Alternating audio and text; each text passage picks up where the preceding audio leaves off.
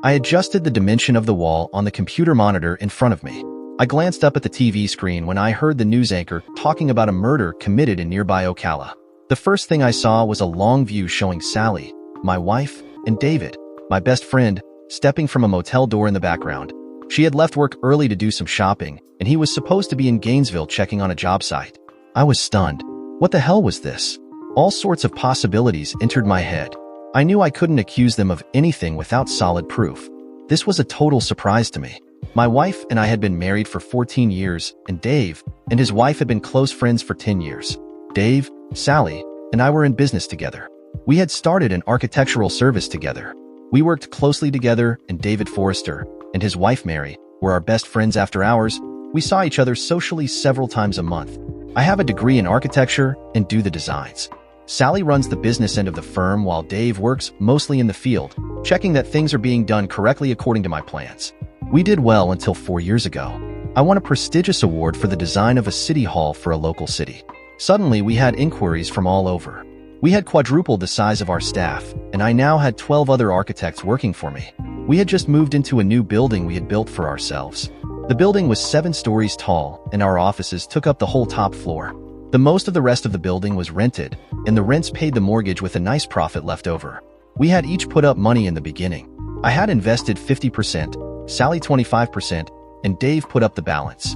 I had about 20 major designs in progress at that time and worked long hours. I was way ahead of schedule and was planning to slow down soon. That afternoon's surprise had me very confused. I didn't know what to think. I knew the passion between Sally and I had waned a bit during the last several years because of the long hours I was putting in. I would have bet everything I owned that Sally loved me dearly and was true to me. Our sex life was sporadic, but I thought it was adequate. I thought about what I had seen.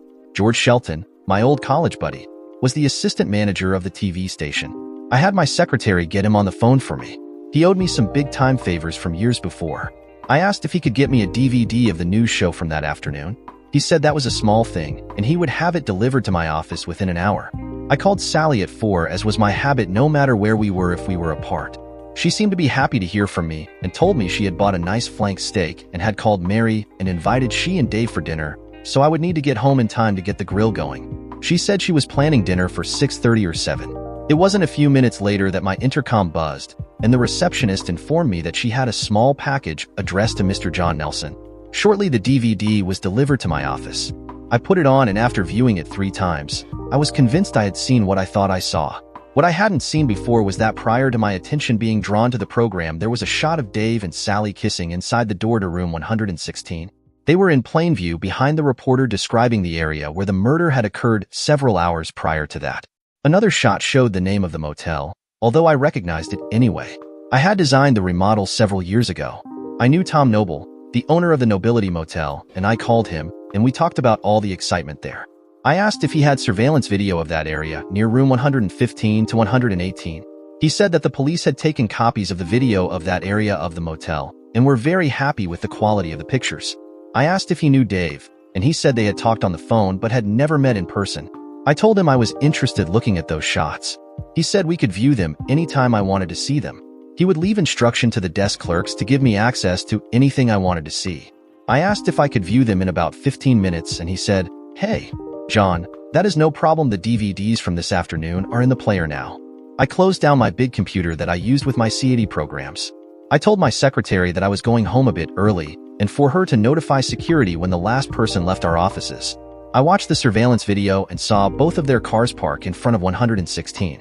Dave arrived first, got the key from the office, then entered the room. Sally arrived a few minutes later and went right in the door. There was other traffic up and down the walk. Then a man with a gun appeared running past 116 and down around the corner of the building. Then police and plainclothes officers were hurrying by carrying drawn weapons. Then all was quiet for a while. Then I saw the TV crew set up, and the reporter was visible talking while Sally and Dave kissed in the door and left. I had the clerk make me a copy. I ran the video to the section where Sally and Dave arrived and asked the clerk if he knew them. "Why, yes, I sure do. They spend at least one day or night here every week. They check in about noon and are gone in the morning. That is Mr. and Mrs. Anderson. They have been doing that for as long as I have been here, and that's 2 years next month. Nice folks." I thanked him and took the copy of the DVD and headed home. I had to decide how to play this. I could see no advantage to letting the two cheaters know I was onto them. I would have to keep cool until I had everything figured out. I was formulating a plan. It was rough as yet, and I needed time. I thought about my loving wife. She was a year younger than I, and was just turning 35 and looked years younger. She worked out 1 or 2 afternoons a week. Now I had a good idea of what exercises she was doing. How could I be so stupid? Were they cheating me in other ways, like stealing money from the business? I needed a secret audit of the books somehow. Sally handled that part of the business, and I had always totally trusted her. I would have to get she and Dave out of town or something and set up a forensic audit while they were away. Then it hit me. Sally and I were supposed to go to the Southeastern Architects Association meeting for 3 days the end of next week. We would take Dave and Mary with us. We had even discussed the possibility of doing that a few weeks ago. I had to find someone I trusted. Marge, my regular secretary, was going on maternity leave for a month on Monday. I usually isolated myself from most of the other employees and stuck to my own work area with my assistants. Then I thought of the new girl who had been working for several days, getting checked out by Marge. Marge was getting her ready to take over for her while she was gone on maternity leave. I had noticed that her work was excellent. She was very young and was a very pretty little girl. Marge told me she was extremely intelligent, a single mother with a 2.5-year-old daughter, and was taking college courses on several nights a week. Her name was Debbie Summers. The few letters and notes I had dictated to her were perfect when she brought them to me. She had even asked me the first time I met her if she could talk to me for a few minutes. She had wanted to know if there was any chance of getting the company to start a childcare room in the building for people like her. She said she thought many of the workers would be much more comfortable having their children close by.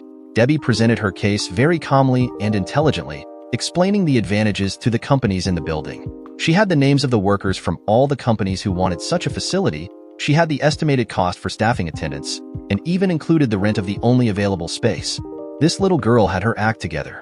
I was impressed. I told her to work on her idea some more and had talked the idea over with Sally and Dave. They both thought it was a good idea. Sally was going to meet with all the tenants and sound them out about splitting the cost of the project. I hadn't heard back from Sally as yet. I needed to talk some with Debbie. I would have plenty of opportunity for the next month when she would be in and out of my private office every day. I thought about Sally, what had happened to us. I could still not believe this woman was only pretending when she was such a passionate lover. She was always happy. She would come in my office several times a day and kiss me lovingly and tell me she loved me. No one was that good an actor, were they? And Dave, he talked about how much he loved his Mary. I couldn't believe he was lying. Nobody was that good, that sincere, and that demonstrative in their love and still be cheating. I was going to have to be that good tonight, or one of them would pick up on it. Could I fool all of them? I needed a cover story to hide behind. Maybe a headache would help. How about a cold or something? No, a headache is best. Don't mention it unless someone makes a remark, then go take some aspirin. The dinner that evening went well. It was no different than many other we had shared together. I played the gracious host and loving husband role perfectly. I was seething inside. There were 2 near misses when I thought things might explode. First, Mary asked if anyone had heard about the murder at the Nobility Motel in town. I noticed Sally flinch. Dave was cool as a cucumber and asked if that was the same place we had done some work for in the past. I said it was. I watched Mary. She was serene and calm. I had an idea that she knew that they were lovers and that she was sticking in a needle. Later, after dinner, we were all helping clean up. Sally was washing some things and Dave was drying. Mary was carrying dishes in from the patio where we had eaten, and I was right behind her with some pots and pans. Sally and Dave were softly talking as we entered. Mary said, "Hey, what are you two scheming about? Where to meet after John and I are asleep in our beds?"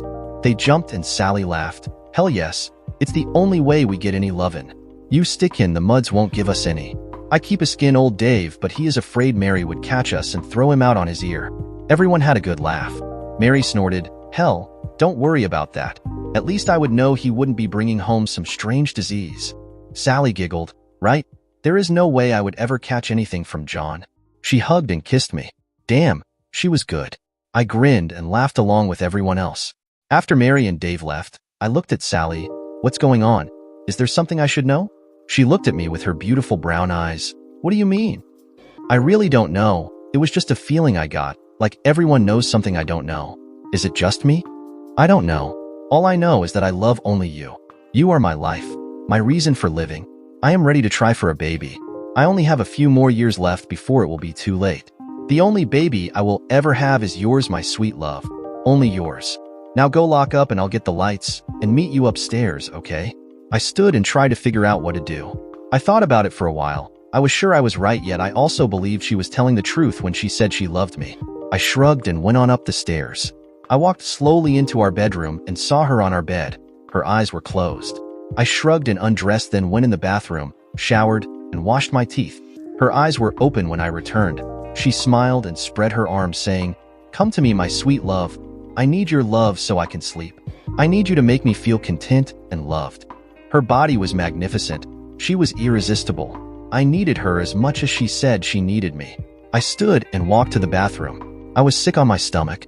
I struggled to keep from throwing up my dinner. I quickly knelt by the toilet bowl. Up came dinner. Sally was beside me holding my head. I pulled away and washed my face in cold water. I couldn't look at her. I went to my dressing area and pulled on some jeans, a t-shirt, and some sneakers. I got my keys and billfold from my slacks. Sally kept asking me what was wrong.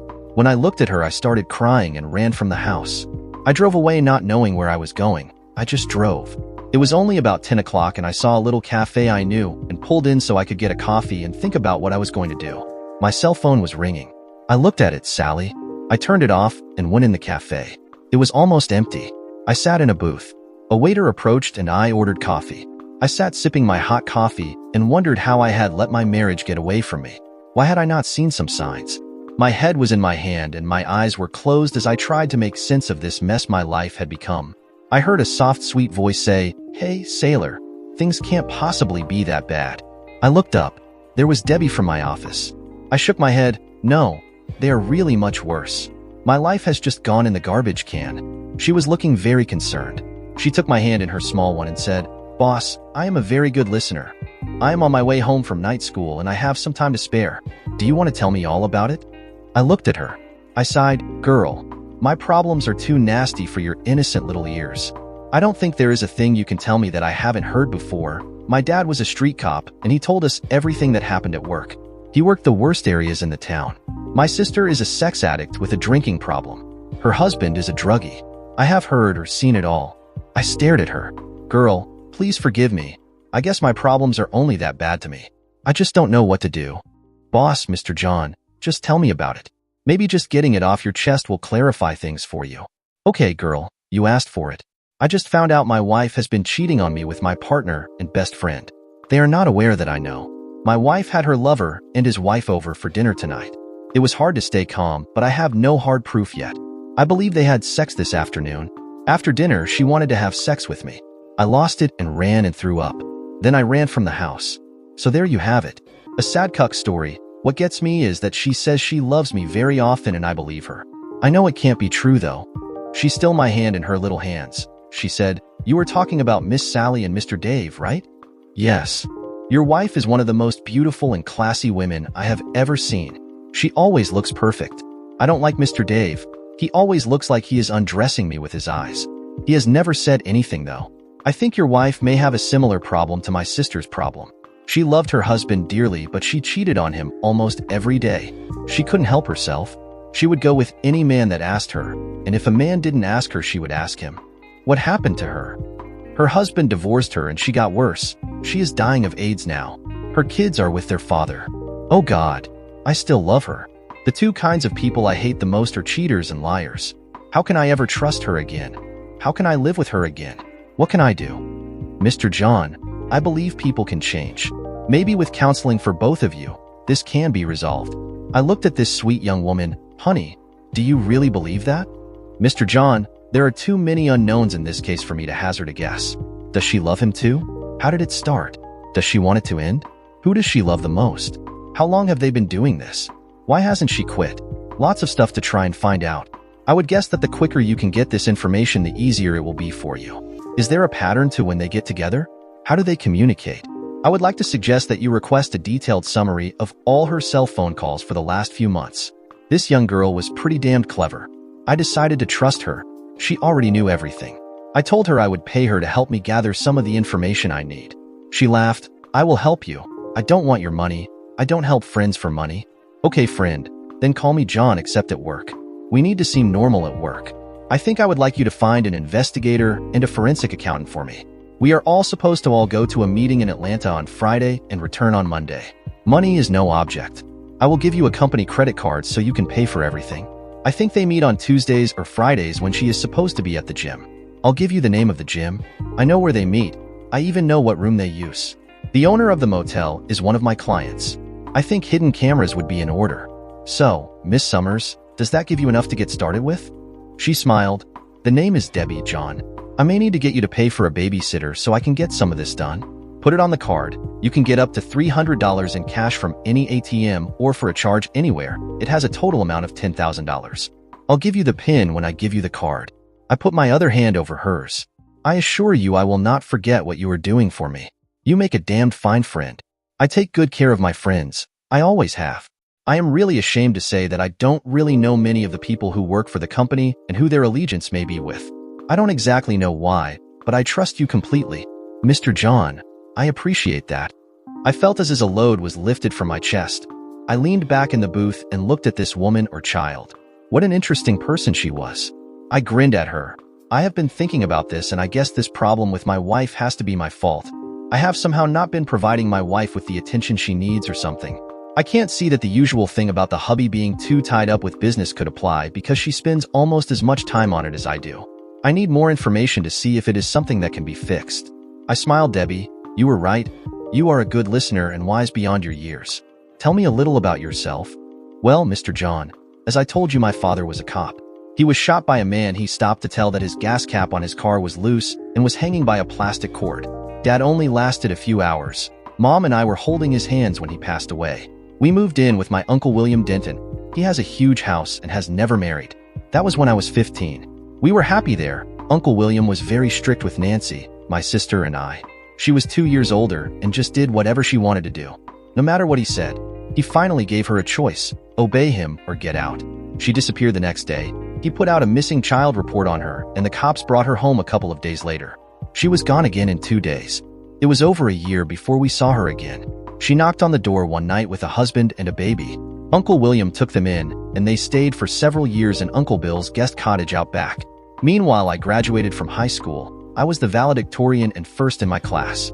I got a job that summer in a department store and was promoted after a few months to assistant manager of the ladies' shoe department. 2 months later, the manager left because her husband was transferred and I was made the acting manager until a replacement was found. They never replaced me and finally made me the manager when I turned 18. I did a good job for them, and everyone was proud of me. Then at an office Christmas party, I was slipped a date assault drug and was assaulted. I didn't know who, or for that matter, how many had done it, but when I found out I was pregnant, I was fired. To make a long story short, my uncle wanted me to abort the baby, but I couldn't do that, so I left home. I had my sweet baby girl, and I love her so much I can't believe it. I had saved most of what I made at the department store and had a fair sum in savings. I moved in with a more mature woman with a young baby and cared for her baby while she worked. I stayed with her until her husband returned from the army. By then Dolly was born and I found the little efficiency apartment we are in now. There is a daycare a block away where I leave her when I work. I am lucky that a nice lady in the apartment next door will watch Dolly when I go to classes, like tonight. That's about it. I looked at her and patted her small warm hand that was still in mine. Debbie, if you ever need anything at all, just let me know. What are you studying in college? I am studying business administration for now. I haven't decided what I want to do. The tuition is rough for me, and my savings are running low. I'll make it though, now that I have a good job. I grinned and said in my best imitation of an old man, "Sweetie, I have a proposition for you." Her eyebrows rose and she stared at me. "Oh, don't be silly, Debbie. I am just kidding. The proposition is this. I'll pay your expenses for the rest of your college. You will sign a contract to work for me until you graduate and for 5 years after you graduate. The pay while you finish your education will be determined by your grades." What grading system do they use? 0 to 4.0. Okay, what is your GPA now? I run about 3.5 right now, but I have little time to study. Right, if you could afford childcare, would that help? Childcare while I am working is what keeps me broke. The only time I have to study is when she takes a nap or after she goes to bed at night, on the weekends, or when I don't have a class. And housework cuts into that. Listen, girl, I am 99% sure we are going to go with your suggestion on the childcare. I am going to give you a small raise when you finish your first 90 days with the company. Starting right now, you will get a 20% raise for every 10th of a point your GPA goes up. A GPA of 4.0 will double your pay. Wow, talk about your incentive plans. I love it. I won't disappoint you, Mr. John. I promise. Hey, if you call me Mr. again while we are not at work, the deal is off. Got it? Yes, John, I understand. Fine, I had better let you get home now. Oh dear, I need to hurry. Good night. She smiled, then she sobered and looked at me. A tear ran down her cheek. She leaned over and kissed my cheek, then ran out the door. I finished my coffee, and as I got up I saw her check and looked at it. She had had a coffee and a grilled cheese sandwich for $2.50. I paid both checks. The next morning I heard heels clicking down the hall to my private office and looked up to see Debbie pause at the open door. Good morning, boss. Her smile brightened the day for me. She was delightfully pretty and cheerful. Good morning to you too, Debbie. Come on in. She walked to my desk and carefully placed 3 $1 bills on my desk and grinned at me. I left early this morning and stopped by the cafe on the way to work to pay the check I forgot to pay last night. They said there were no unpaid checks last night. You must have paid mine. I laughed. Yeah, I got your check too. This is too much. It was only $2.50. You paid a tip too, didn't you? I nodded. Yeah, I guess I did. I handed her an envelope and said, here is the credit card. The PIN is written inside the flap on the envelope. I want you to get started on the special projects we discussed yesterday. I'll tell Marge you are working on the childcare project, so you can take whatever time you need. Is that okay with you? She smiled again as she took the envelope. Yes, sir, Mr. John. I will report my progress later if I am finished before the end of work. I had to smile at her. If you take the whole day, you can get some comparative information on the daycare. Do you stop at the cafe every evening about the same time? Usually, that is usually my dinner. It's often all I have time for. If I don't see you this afternoon, I'll try to meet you tonight then. She was back in the office by noon and handed me an envelope. She smiled. Here are the estimates for everything you requested. Let me know if they are satisfactory. On the audit, I will have to have an answer by tomorrow evening to get it all set up for this weekend. I guess I will have to be here with them. Can I bring Dolly with me? On the surveillance project, I have it all set up. I need to call them with the information listed in the envelope. Should I stop back in an hour? I told her that I would have the answers for her then. I just couldn't help smiling back at her. I buzzed Sally's intercom. She answered right away. Hi, honey, what's going on? Oh, not much. I guess you didn't go out for lunch today. No, dear. I am too busy today, and I have a workout scheduled for tomorrow at noon.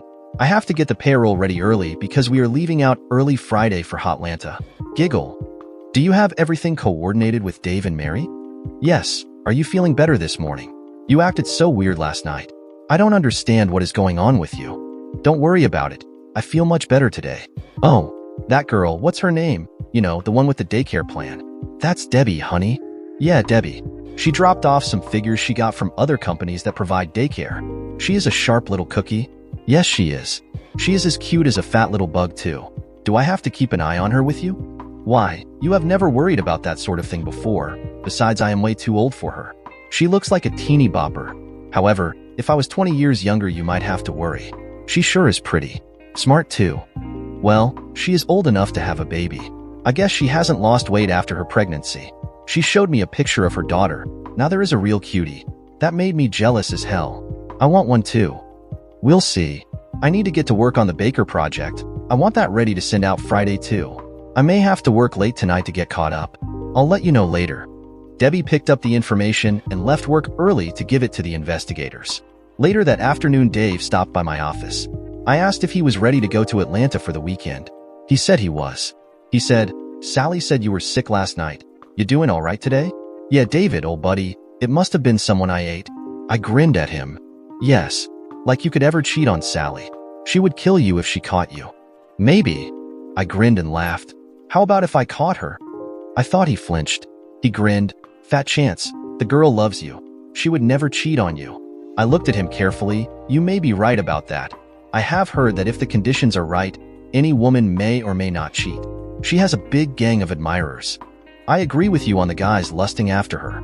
She belongs to you, though. Yeah. The conference went well, and we enjoyed ourselves. I managed to call Debbie every day, and she reported Sunday morning that she had all the information I wanted.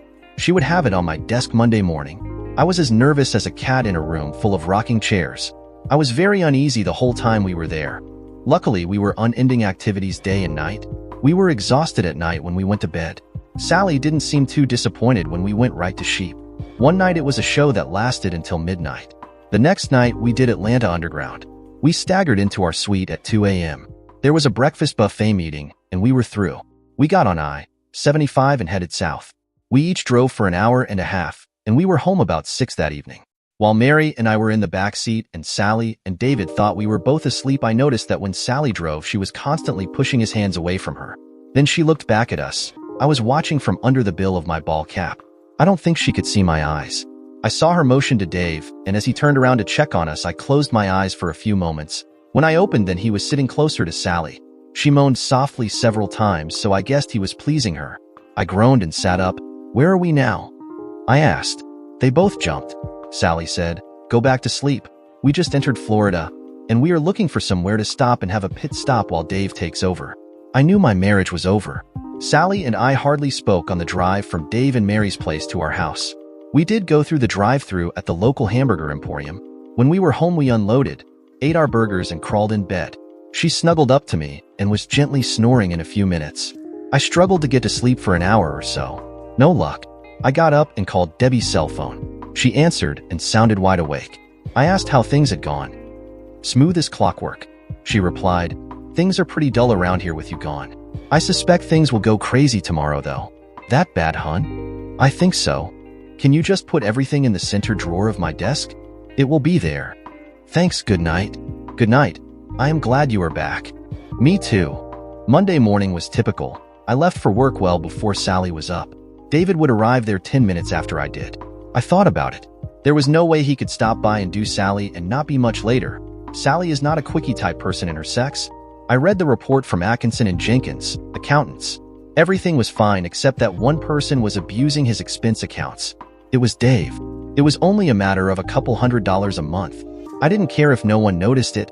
It did set a bad example for the employees, though. Everything brightened when I heard the heels clicking down the hall. Debbie stuck her head around the corner of my door. She was early. She smiled and things were suddenly way better. "Hello, boss. How are you today?" "I don't know yet. I haven't got to the investigator's report yet." "Did you read it?" She looked away from me, then looked back and nodded. "That bad, Deb?" She nodded again. I saw a tear course down her cheek. I sat down and removed the brown envelope from the center drawer. I removed the report and read it quickly. What I had suspected was true. There was massive evidence. I picked up the DVD and inserted it. A title said the day, date, and time. The scene was from Tuesday. Boy, the investigators were fast. The first thing I saw was Sally enter the motel room and kiss Dave. They kissed for a long time. They parted and started undressing. Sally was spectacular as usual. I watched him screw her. I watched until I thought I might get sick. I fast-forwarded to the next scene. The next scene was from Thursday at 12:16. Same room. Dave was waiting for her. Sally entered and said, "Dave, this is the end.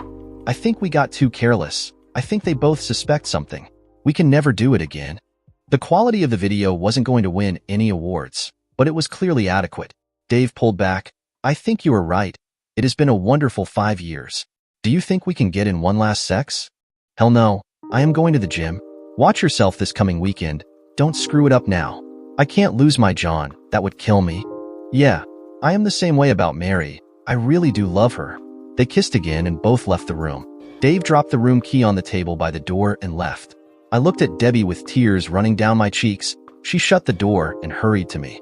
She said, "John, are you all right? They are both supposed to meet you here in 20 minutes. Do you want me to delay it a while?" "No. Give me a minute to wash my face and I will be all right." "When do you expect Mrs. Forrester to be here?" 5 or 10 minutes after Miss Sally and Mr. Forrester arrive. "Can you stall that long? Buzz me when she is here, then escort her in here and you stay here too. It won't hurt to have a witness. You have control of the hidden cameras in here, don't you?" "Yes, the control is on my desk."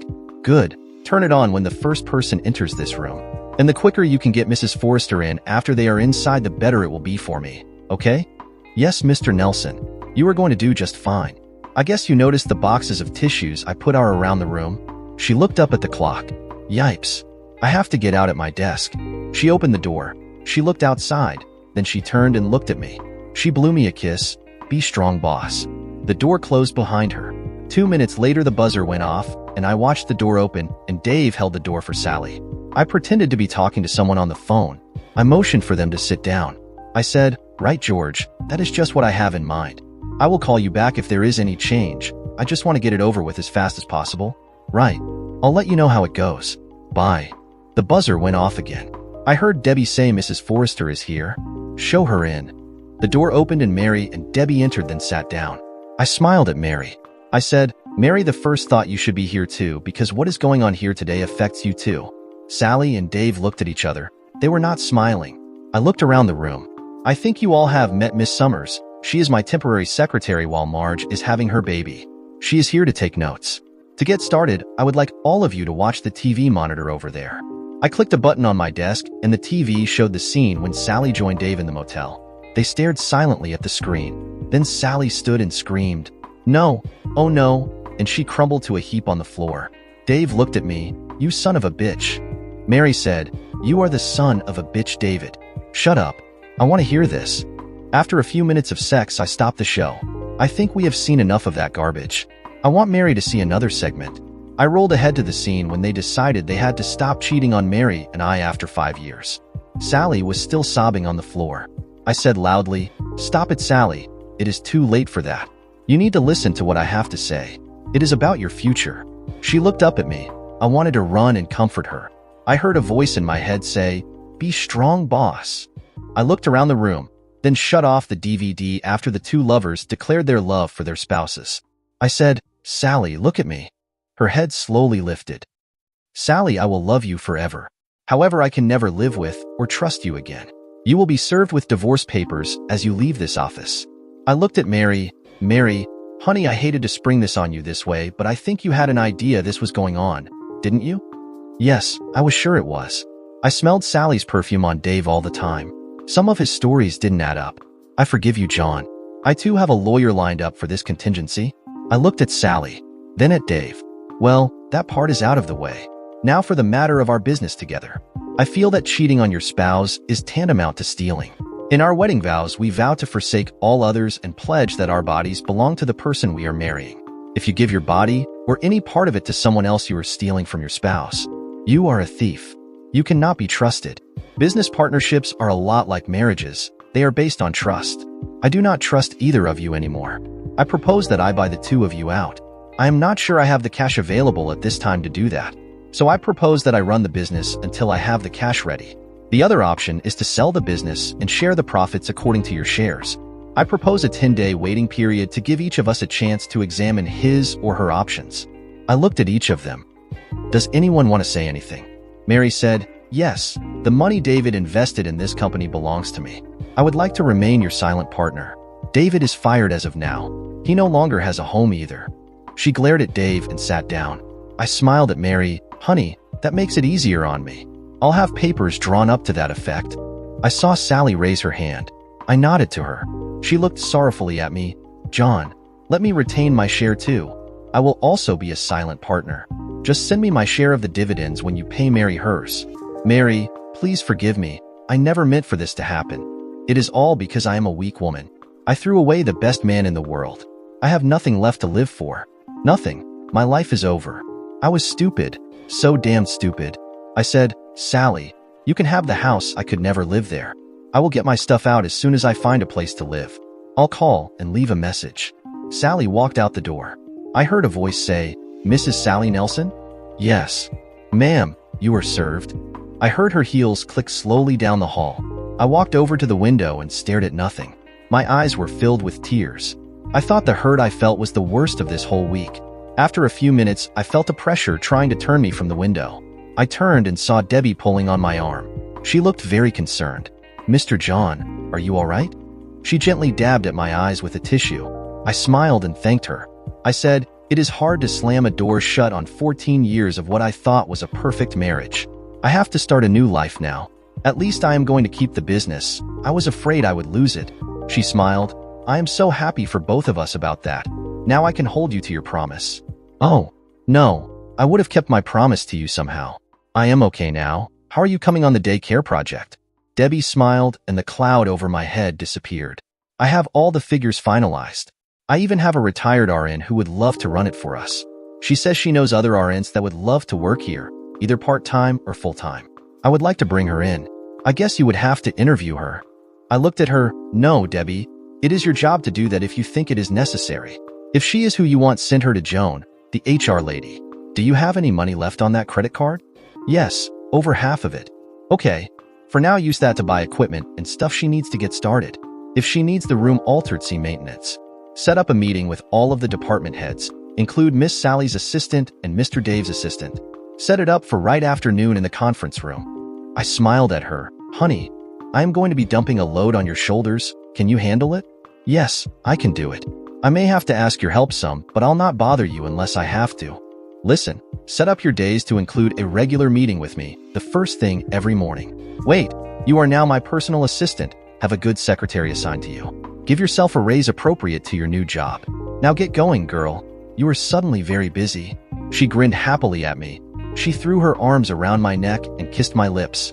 She jerked back and her small, delicate hands flew to her face. Oh, please, I am so sorry. I just got excited. I laughed at her. Thank you for the sweet little kiss. I may have to promote you every day. She blushed. She looked very serious. I hope I got the promotion because of something more than my kisses. Don't worry about that. Kisses are not now and never will be part of your job description. I gave you the job because I think you will do a good job for me. I need your help to run this company. You will be my eyes and ears. The promotion of Debbie was the best thing I did for the business. She was a tiny tornado. I was seldom bothered by petty matters. She knew that what I did was the heart of the company. She knew that the only function of everyone in the company was to assist and support what I did. The daycare was up and running in short order. A week or two later, Debbie walked in my office for our morning meeting. She was smiling and wearing a new gray business suit. She looked very professional and businesslike. It fit perfectly. Good morning, boss. How are you this morning? Deb, my day is much brighter now that my right hand is here. She grinned. Thank you, sir. You just made my day. Now I want you to meet my new assistant. She leaned over and pushed the button on my intercom. Send her in now, please. The door opened and a tiny little girl walked in. Here I am, Mommy. Debbie took her hand and led her over to me. She said, Dolly, I want you to meet my boss, Mr. John. Say good morning like I taught you, honey. The little girl looked like an angel as she curtsied and sweetly said, Good morning, Mr. John. I am pleased to meet you. I know I had a huge grin on my face as I said, Good morning, Miss Dolly. I am delighted to meet you. Are you happy in your new daycare here? Oh yes, it is fun. We ride on the bus. I have other kids to play with. I love it 'cause Mommy can come and see me lots of times. I just fell in love. She was adorable, cute as hell, and very smart. I asked her, Dolly, have you ever been to the zoo? She looked at Debbie, then at me. No. Do you mean where all the animals are? Good. I looked at Deb. Dolly, I would love to take you and your mommy to the zoo this Sunday if you would like to go. She looked up at Deb. Mommy, can we go? Can we? I looked at Debbie. I apologize. That was wrong of me to put you on the spot like that. I should have asked you first. Please forgive me. It won't happen again. She smiled gently. You just got excited. I know how you feel. You want to please her and show her new things. Yes. Yes, we would love to go. I'll fix a picnic lunch for us. Debbie, do you have a car? No, mine broke down and I don't think it is worth fixing. I am saving up to buy one. I think as my personal assistant you need a company car so you can perform your duties. I'll look into it this afternoon after I take you and Miss Dolly to lunch. We had a great time at the zoo. Dolly was very excited and had to see everything. I ended up carrying her most of the time. I never knew how wonderful spending time with a child can be. I enjoyed being with her mother too. The next day I called our transportation chief and discovered we had a 2-year-old Honda Odyssey that was not being used. I told him to have it washed and detailed inside and out. It had company logos on it. I told him to park in the reserved parking space for my personal assistant and bring me the keys. He said he didn't think we had a parking space reserved for that. I said, change the sign on Mr. Dave's old space. Yes, sir. That afternoon, Debbie stuck her head in my office. Dolly was with her. She said they were going home. I stuck out my lower lip and pretended to cry. Dolly's eyes got big. Mr. John is crying, Mama. Both of them asked what was wrong. I said, Dolly didn't kiss me goodbye. Dolly ran to me holding her arms to be picked up. I swooped her up and laughed. Now I feel better. I got a nice kiss and put her down. I handed Debbie the car keys. She looked puzzled.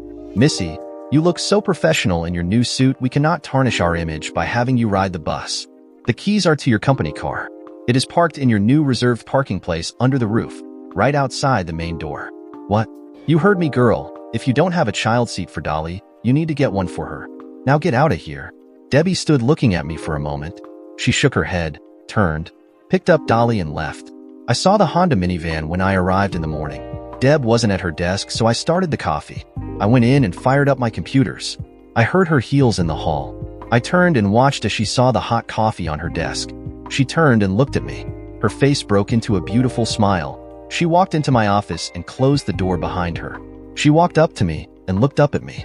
She reached up and pulled my face down and kissed me as her arms went around my neck. Her lips parted and her tongue touched mine. She pushed me away a little. Why? Why are you so damned good to me? Well, let's see. First, it is because you earn it every day. This place is running smoother than it ever has. Things are done on time with very few errors. For the first time, everyone I see has a smile on their face. And if that is not reason enough, just being near you makes me happy too. Her eyes searched mine. Is all that true? Hey, you know me well enough to know I do not fib. I tell it like it is. John, I need your help. I have not been able to afford good steaks until now. I just bought a couple last night. I also bought a charcoal grill and some charcoal. I have never done it before. Can you show me how tonight? Sure, I would love to. I better confess that there is another reason I want you to come over. Really? Yes, my daughter has been pestering me all week about having you over for dinner. She is getting very insistent about it. She really likes you. She usually doesn't care for men, but she thinks you are wonderful. She blushed. I agree with her on that. Now, about that wonderful minivan. I can't accept it. You don't like it? We love it. It is just too much. Hey, it is a 2-year-old vehicle that has been just sitting for almost a year. It is very economical to run. You need to run errands for the company. Do I need to go out and buy you something better? Better? No, nothing could please me more. It has everything. It is loaded with extras.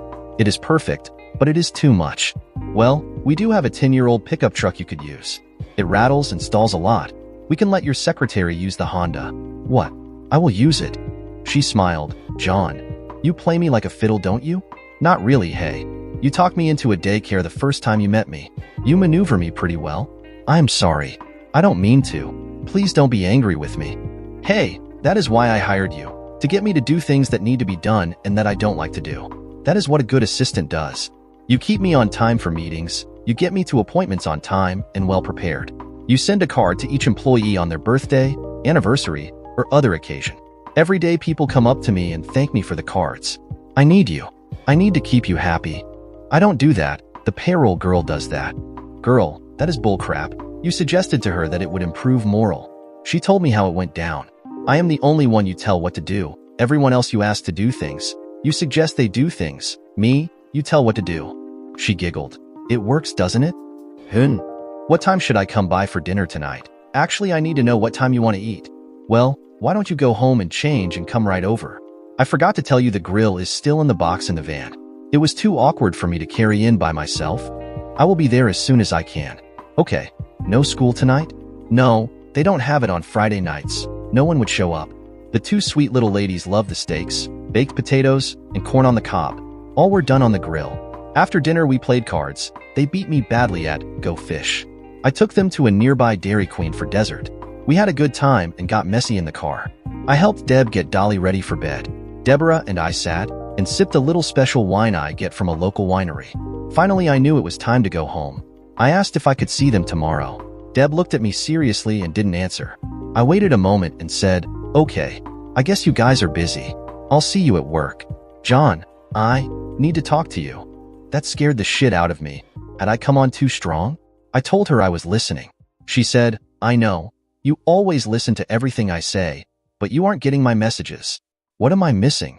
John, I think I need to release you from your promise to me. I think I need to find another job. My heart stopped beating. Why? I thought you loved your job. What is wrong? I owe you so much now that I can never repay you. I just don't know what to do. You don't owe me a thing. Nothing. I received far more from you than I have given. How can that be? I haven't given you a thing.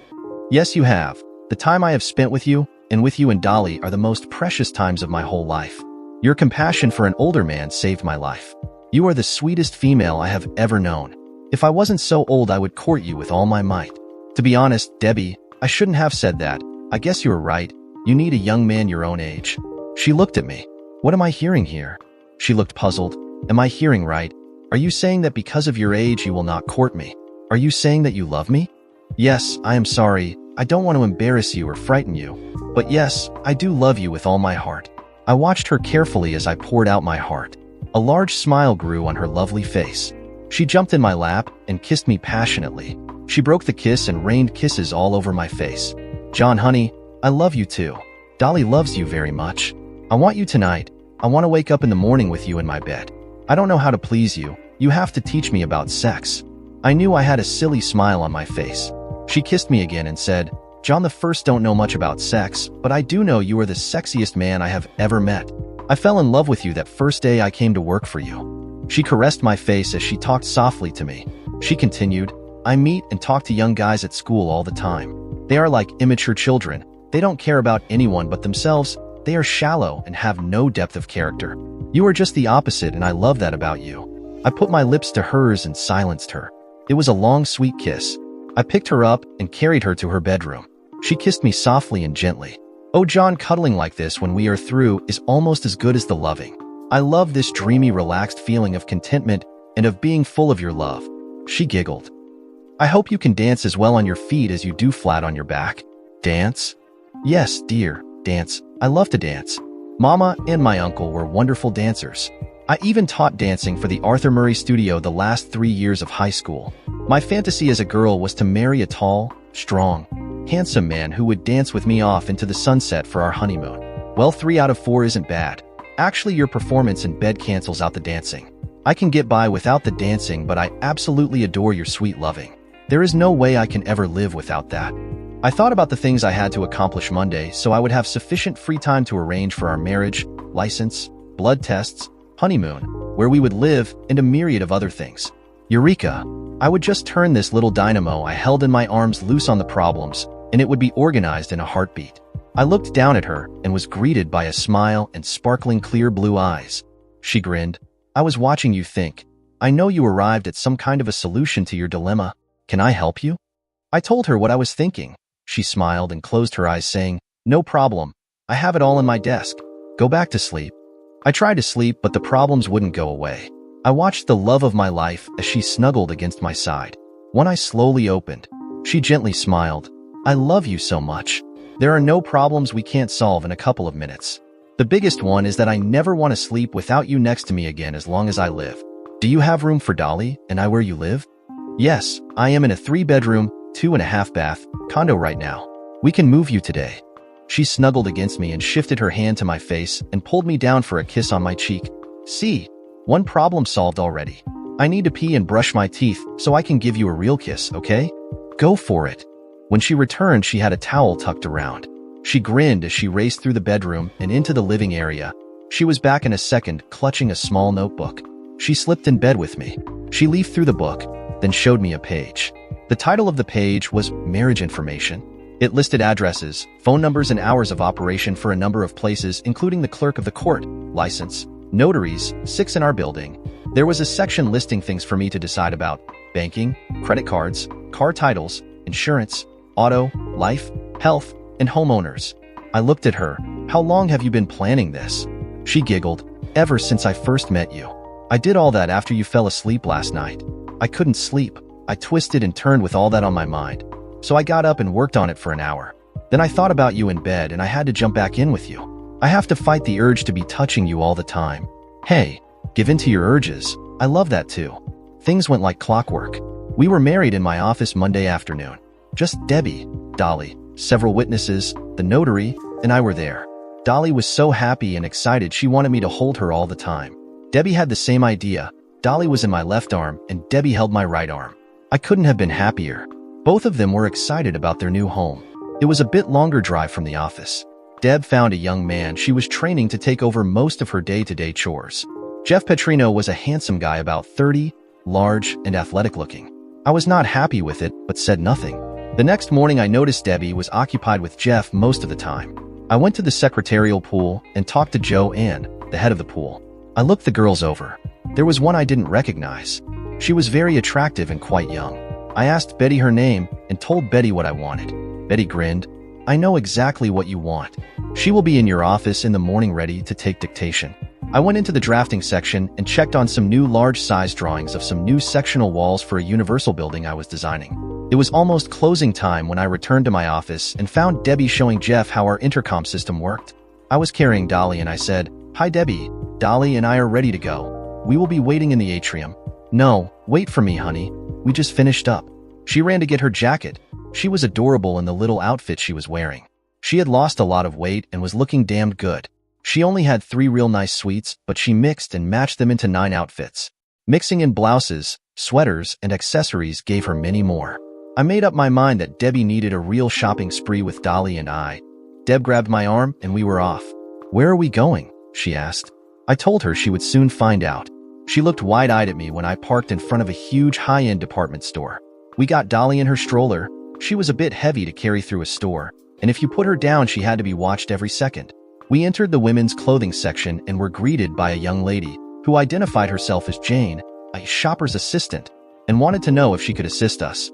I informed her that my lovely new bride needed a whole new wardrobe including business attire, leisure wear, and lingerie. I handed her a slip of paper listing those things, plus I listed cocktail dresses and evening gowns with shoes, purses, and accessories. I showed the assistant a figure of $5,000 as the amount she had to spend. The girl grinned at me. "How long do we have?" "Until closing time tonight, and if necessary we can return in the morning." "Wonderful." Debbie stepped in front of me, put her hands on her hips, looked up at me and said, "Don't I have any say in this?" "You sure do, sweetheart. You pick what you like or need and I will tell you if I like it or not. Your decision is final, but you are getting a new wardrobe. Dolly's turn is tomorrow." The assistant looked at Debbie. "Where did you find a guy like this?" "Wow. I am very, very lucky." "I know it too. My daughter, and I would love him if he were a poor homeless man and I had to support him." The girl giggled. "This way is lots better, believe me. This is going to be easy with your figure. We'll start with lingerie and find out all your sizes. Then I think we will find suits and dresses for business, then go for shoes and accessories to match them. Then we do the others that way. We will keep a running total." Debbie and the girl hurried off. 2 hours later, I was sitting there holding a sleeping Dolly in my arms, wondering what I had let myself in for. I must have dozed off and was awakened by a kiss from a smiling Debbie. "You poor things. We are going to quit for now and meet again tomorrow afternoon. Wait until you see all the beautiful things I got. I got 6 suits and 6 dresses, shoes, blouses, sweaters, and accessories for under $2,500. When we were home at my condo, we were very tired after carrying 4 loads of boxes into her dressing room. The adjoining walk-in closet was almost empty, even though it held all the clothes she owned. She started opening boxes and putting things away. I told her that I would open the boxes if she would put things where she wanted them. I opened boxes and carefully placed the items on the bed. Deb took them, but then away. It went much faster then. I soon got ahead of her. I went to my freezer and looked to see what was available for dinner. Not much. I asked if she preferred Chinese or Italian. Deb said they loved Chinese. I found the menu for nearest Chinese place. We decided on a combination platter for 2. I told the girl who took my order to select the choices that were the best sellers they had. The girl thought that was a clever way to order because I would get the items they cooked the best. The food was very good. Dolly loved the fortune cookies. She only ate part of one cookie, but she opened all of them and insisted that we read the fortune inside to her. She took them very seriously. After she opened the last cookie, she handed the message to me. "Read it, Daddy." Read it. I looked at it carefully. "You are a very lucky girl," it says. "Your daddy is going to take you shopping for some new dresses tomorrow. Be a good girl and more prizes will come to you." Her eyes lit up. Was that for me? I don't know. It couldn't be for me. I looked at Debbie. "Do you have a daddy who will buy some dresses?" "No. You are not my daddy and we already knew you were going to buy me more clothes. It has to be for Dolly." The shopping went well the next day and both girls got lots of things. When we got home and had everything put away, Debbie showed me a site on the internet she loved. She showed me all the things on Victoria's Secret. She had a little money left from shopping in town, so I told her to get some summer stuff so that if I could get some projects further along, we could take a week off for our honeymoon somewhere in the islands. I let her spend another $1,000. I knew she was going to be irresistibly cute in many of those outfits. She had modeled some of her new clothes for me, and she looked wonderful in anything she put on. Her figure made the clothes look good. There was one dress that looked as if it was painted on her body. I knew she would not be able to dance very well in it with the pencil slim shirt. She was so happy with everything that I knew that it was money well spent. A happy bride is a sexy bride. Deborah was very happy. I knew that I would reap the rewards from that after Dolly was in bed asleep. I pulled her into my lap and we enjoyed a kiss or two. I pushed her back a bit and said, "Honey, May I suggest that this might be a good time to call your mother and tell her about us? She thought about it for a few minutes. I was thinking about doing that a while ago. I still love them. I suspect they know where I am, or was until a few days ago. Shall I do it now? It has been over 3 years since I left. I think you need to talk to your mom and tell her how you are. I think you need to get back together. I am sure they wanted you to do what they thought was the best thing for you. They didn't realize what a tough and capable daughter she had. Tears ran down her cheeks. Is that how you think of me? Just part of how I see you. I didn't include beautiful, sweet, intelligent, determined, and a whole bunch of other things. Deb got up and picked up a wireless phone and dialed a number. She listened, then said, "Hi, Mom. It's me, Debbie." "Yes, it is really me. How are you and Uncle Bill?" She smiled and told her mother that she missed both of them. She said she had a daughter named after her grandmother. She told her mother she had just gotten married to the best husband in the world and that she wanted to share her joy with her family. They talked for an hour. She hung up and hurried to me with fresh tears in her eyes. She jumped in my lap and kissed me passionately. "Oh, John, you are so wonderful. I'm glad you made me do that." Mom was so happy to hear from me. Uncle Bill too. They want us to come and see them soon. I asked where they lived. She said they lived in the little town of Melrose, Florida, less than an hour away. I looked at her. The day after tomorrow is Sunday. How about then? Deb smiled. "I'll call them in the morning." "Okay." I nodded. Debbie got up and said she was going to get Dolly to bed and for me to come in a couple of minutes and kiss Dolly goodnight. As I approached Dolly's door, I heard them talking. Debbie was saying prayers with Dolly. They asked God to bless their loved ones and each other and to protect them from harm. Dolly said, "Daddy too." Debbie said, "Yes, sweetie, Daddy most of all. We love him most of all." I stepped through the door and hugged them as they hugged each other. I picked Dolly up in my arms and hugged and kissed her. She kissed and hugged me back. I told her that I loved her and told her to sleep well. Tears ran down my cheeks when she said she loved her mommy and daddy as much as she could. She was so darn sweet. I truly loved both my girls. I sort of prayed we would have another one soon. I was busy fixing breakfast when Debbie made the call to her mother. She was wearing a broad smile when she told me we were on for the Sunday visit. She didn't elaborate and I chose not to ask. The Saturday afternoon shopping trip was soon a hunt for a nice conservative outfit for each of my girls for a visit to Grandma's house. They finally settled on almost identical outfits. They both wore denim skirts with black turtleneck sweaters and denim jackets.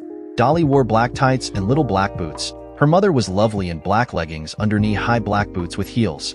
They both wore bright red ball caps with their golden hair and ponytails out the back. Together they were very, very cute. Alone, Deb looked beautiful in a country casual way. Me? Jeans, a light blue shirt, and a navy blue blazer with sneakers. Debbie guided me to the huge old home. The door opened when we stopped under the portico. A lovely older woman followed by an older man greeted Deb with open arms. Her mother and Debbie held each other and cried. I got Dolly out of her child seat and I held her hand and walked up to the older man. I held out my hand. "You must be Uncle William. I am John Nelson." He took my hand in a firm grip. "You are right, Mr. Nelson." He smiled broadly. "This beautiful little girl must be my niece, Dolly." "Yes, sir. This is our daughter, Dolly. Dolly, say hello to your Uncle William." The older gentleman dropped to one knee and held his arms open to Dolly. She smiled and curtsied. "I am glad to meet you, sir." Tears ran down the old man's cheeks. "I am very happy to meet you too, Dolly. May I pick you up and introduce you to your grandmother?" Dolly looked at me. I nodded and she said that was fine. He picked her up and said, "Sis, I have someone here you want to meet, your granddaughter. Her name is a familiar one. She is named after our mother." The older woman spun around and stared wide-eyed at the child. Her hands flew to her face. "Oh my God, she is so adorable." She held her arms out and Dolly twisted around and reached for me. Dolly screamed, "No, I want my daddy." I hurried to take her and cuddle and comfort her. Debbie and her mother looked shocked. I held Dolly and whispered a question to her. She whispered the answer in my ear. I walked off a little ways and quietly talked to Dolly. I told her how I felt about the situation. She nodded her head. "Yes, Daddy, I will do it." I carried her back to the others. I looked at them. Dolly is a bit afraid of Debbie's mother. It seems that every time Deb talked about her mother, she would break down and cry. Dolly doesn't know why, but she is afraid of Debbie's mother. "Debbie, are you afraid of your mother?" Deb shook her head and said, "No, I love Mama." I held Dolly tightly to my chest. "Dolly, I love you and would never let anyone hurt you. Your mommy cried because she loves her mommy and missed her very much. There was a mistake and she couldn't go home. The mistake has been fixed now. You can hug your mommy's own mommy now. Won't that be fun? She seems very nice. Your mommy is very happy to see her, isn't she? Dolly looked at me. Will you be here next to me? Yes, I will be right here beside you, okay? I smiled at Deb's mother and took Dolly over to her. Mrs. Summers gently placed a hand on either side of Dolly's face. I love you, Dolly. Dolly was my mommy's name too. Dolly looked at Debbie. Did you know her mommy's name was Dolly too? Yes, dear. I loved my mommy's mommy very much, and I wanted my baby to have her name. Dolly looked at her mother's mother. Are you going to hurt my mommy anymore? Mrs. Summers shook her head. No, sweetie, never again. Dolly looked back at me. I nodded. She turned back to Mrs. Summers. You can kiss me now. I stepped slightly away while the mother, grandmother, and daughter group became friends. We all moved into the house. Dolly sat on her grandmother's lap and seemed happy.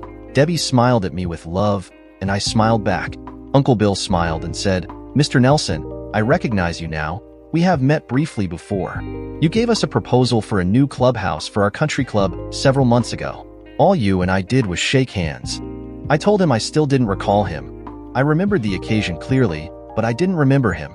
He remarked that the club still had 3 more proposals to hear before they made a decision. He said that so far my presentation was head and shoulders above the rest. We had a nice lunch and Dolly and Mrs. Summers were best of friends now. I was calling Uncle Bill just plain Bill by then. I like him very much. He confessed that insisting Debbie have an abortion was the biggest mistake of his whole life. I grinned. Bill, I hope I never get in an adversarial confrontation with my wife. I have never seen a more determined opponent. She is very intelligent, very focused, and is like a little pit bull. She will instantly go for the jugular. She came to work for my company about 6 months ago. The first day she was there, she, on her own, researched, planned, and promoted a daycare facility for the building. It was approved 2 days later and up and running in 2 more days. She now runs my whole company. She is my personal assistant, and she is a tiny dynamo. She has reorganized most of the departments in my company. She has changed the way people do things, and production is way up. She took over for 2 of the department heads I got rid of. She solves all office problems before they get to me. I have never seen her equal at organizing things. My profits are up 15% since she took over, totally due to increased efficiency. And best of all, she is so damned sweet that her smile makes everyone happy, especially me. She is rarely without a smile on her face. I don't suppose I need to tell you I am very much in love with your niece. No, I can see that it is mutual too. I am very happy for her. We always got along fine until she got pregnant. She said she would not kill her unborn baby no matter what I said. I told her I would pay for the operation. The next morning she was gone. She walked away with what she had on her back. We hunted for her for months. There was no sign of her. If she stayed in this area, she must not have had a regular job, stayed in a hotel or motel, or done anything that left her name on paper. We gave up after almost a year. Her sister was a piece of crap, but Debbie was a jewel. It was a pleasant afternoon. Granny wanted Dolly to spend a day or 2 with her but Deb, and I thought she was a bit too young. I didn't mention that I wasn't ready for that yet. Dolly only spent about half of her days in the new daycare. The other part was spent in Deb's office or with me. She was soon welcome in any office on our floor. Debbie was a hands-on manager. She was in every office every day. She asked many questions, and our people soon learned that "I don't know" was not an acceptable answer. If you wanted a happy manager, the proper answer was "I'll find out." Then you received an encouraging smile or a pat on the back. If she was pleased, she would happily praise you and thank you for a job well done. Everyone craved her smile. A frown was devastating. Debbie saw the new secretary sitting at Deb's old desk. She was frowning when she entered my office, closing the door behind her. She walked to me and asked how the new girl was working out. I said, "Fine, but she doesn't kiss near as good as you do." She stared at me with a tear trickling down her cheek. I jumped up and took her in my arms. "I am only teasing. I will never know if any girl kisses better than you do. You and Dolly have all my kisses for as long as I live." Deb looked up in my eyes and a smile grew. "Really? Do you mean that?" "Of course, you own all of my kisses, hugs too. Of course that may change." "What?" "Well, you may have to share sometime in the future." "No way. No sharing. Never." "You mean that I can't kiss our new babies?"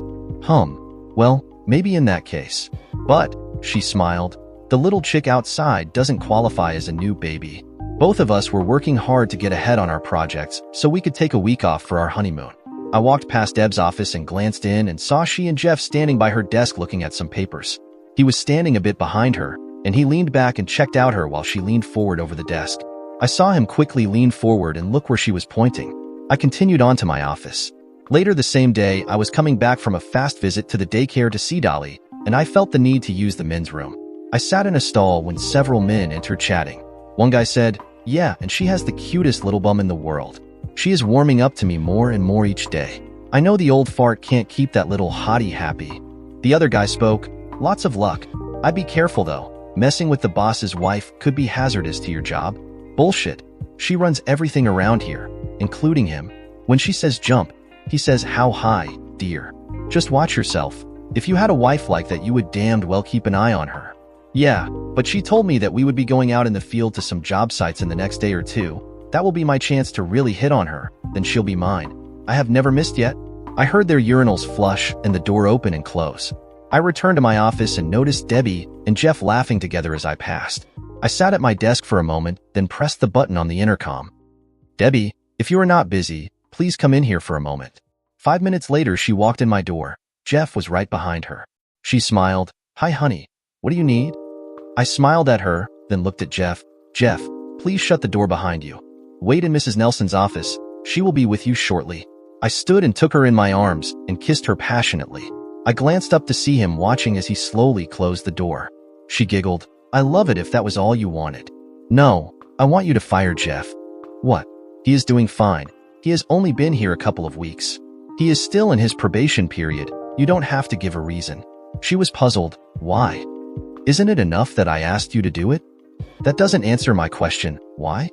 "Debbie, you have the responsibility of running my business for me. I have given you a completely free hand in running it. I have never questioned any decision you have made. I have made a request. You make the decision." Debbie watched me for a minute, and then she turned and walked out the door. I smiled to myself. I knew she would make the right decision. Several hours later, at closing time, I heard her heels on the floor and looked up to see her smiling face. She said, "Hi, honey, are you ready to go home?" "I sure am, let's go." She took my arm and held it tightly as we walked to the elevator to the ground floor. In the crowded elevator, she pressed against me, and I looked down at her. She smiled and mouthed, "I love you." I said in a normal voice, "I love you too, sweetheart." Debbie giggled, "Me too." One of our tenants, the senior partner in a law firm, said, "John, why don't you guys get a bed?" "Hey, Irving, that is where we are headed right now." "John, if my wife was that beautiful, I wouldn't let her get this far from one." "No, Irv, if I were as smart as you law guys, I would have a hide-a-bed in my office like you guys do." "Hey, we were all Boy Scouts. Be prepared. I know that if my wife looked like Debbie and worked with me all day, it would sure get used a bunch." I laughed. "Hey, now there is a thought. It never occurred to me." Debbie giggled. "Bull, that is not what you tell me every day. You say, wait until we get home. Then you just play with Dolly. But my love, you are well worth waiting for." The door to the elevator opened, and we hurried to get Dolly from daycare. In the car, Deb said, "Aren't you going to ask me if I fired Jeff? Why wouldn't you fire him?" I hadn't thought of it that way, but you were right. Will you tell me why he had to go? If I think you need to know, I will. I think I know anyway. One of our workers asked to see me in his office. He told me Jeff was telling everyone he and I were going to get together sexually in the next few days. He thought it was inappropriate for Jeff to talk that way no matter what the true story was. He said he thought I ought to know about it. I thanked him and asked if he believed the story. He said, hell no, and that he just thought I should know about it. Good man. Promote him at the first chance we have. You knew something, didn't you? Did you fire him before or after you got the information? About 30 minutes before. Why? Oh, I see, it was a test, to see if I would resist firing him. Right. Sort of. Well, I thought about it and knew you would never do that without a damned good reason, and that there was a reason for not telling me why. I am a bit disappointed that you didn't trust me completely. If the shoe was on the other foot, would you test me? Debbie laughed. Probably. We are both learning to trust each other. You have to learn how to trust after your trust was destroyed. You are learning too. I said, well, honey, I have to confess that firing Jeff bothered me for some reason. I have always felt I knew him from somewhere. The feeling was not enough to keep me from doing what you asked of me. I feel absolutely no remorse. What would you like for dinner tonight? I grinned. You. About 30 minutes later, the doorbell rang and I hurried to open it. As the door opened, a large revolver was pointed between my eyes. I stepped back and the guy holding the gun said, freeze. Don't move, or I'll blow your brains out. I froze. I recognized the man behind the gun. It was Jeff Petrino.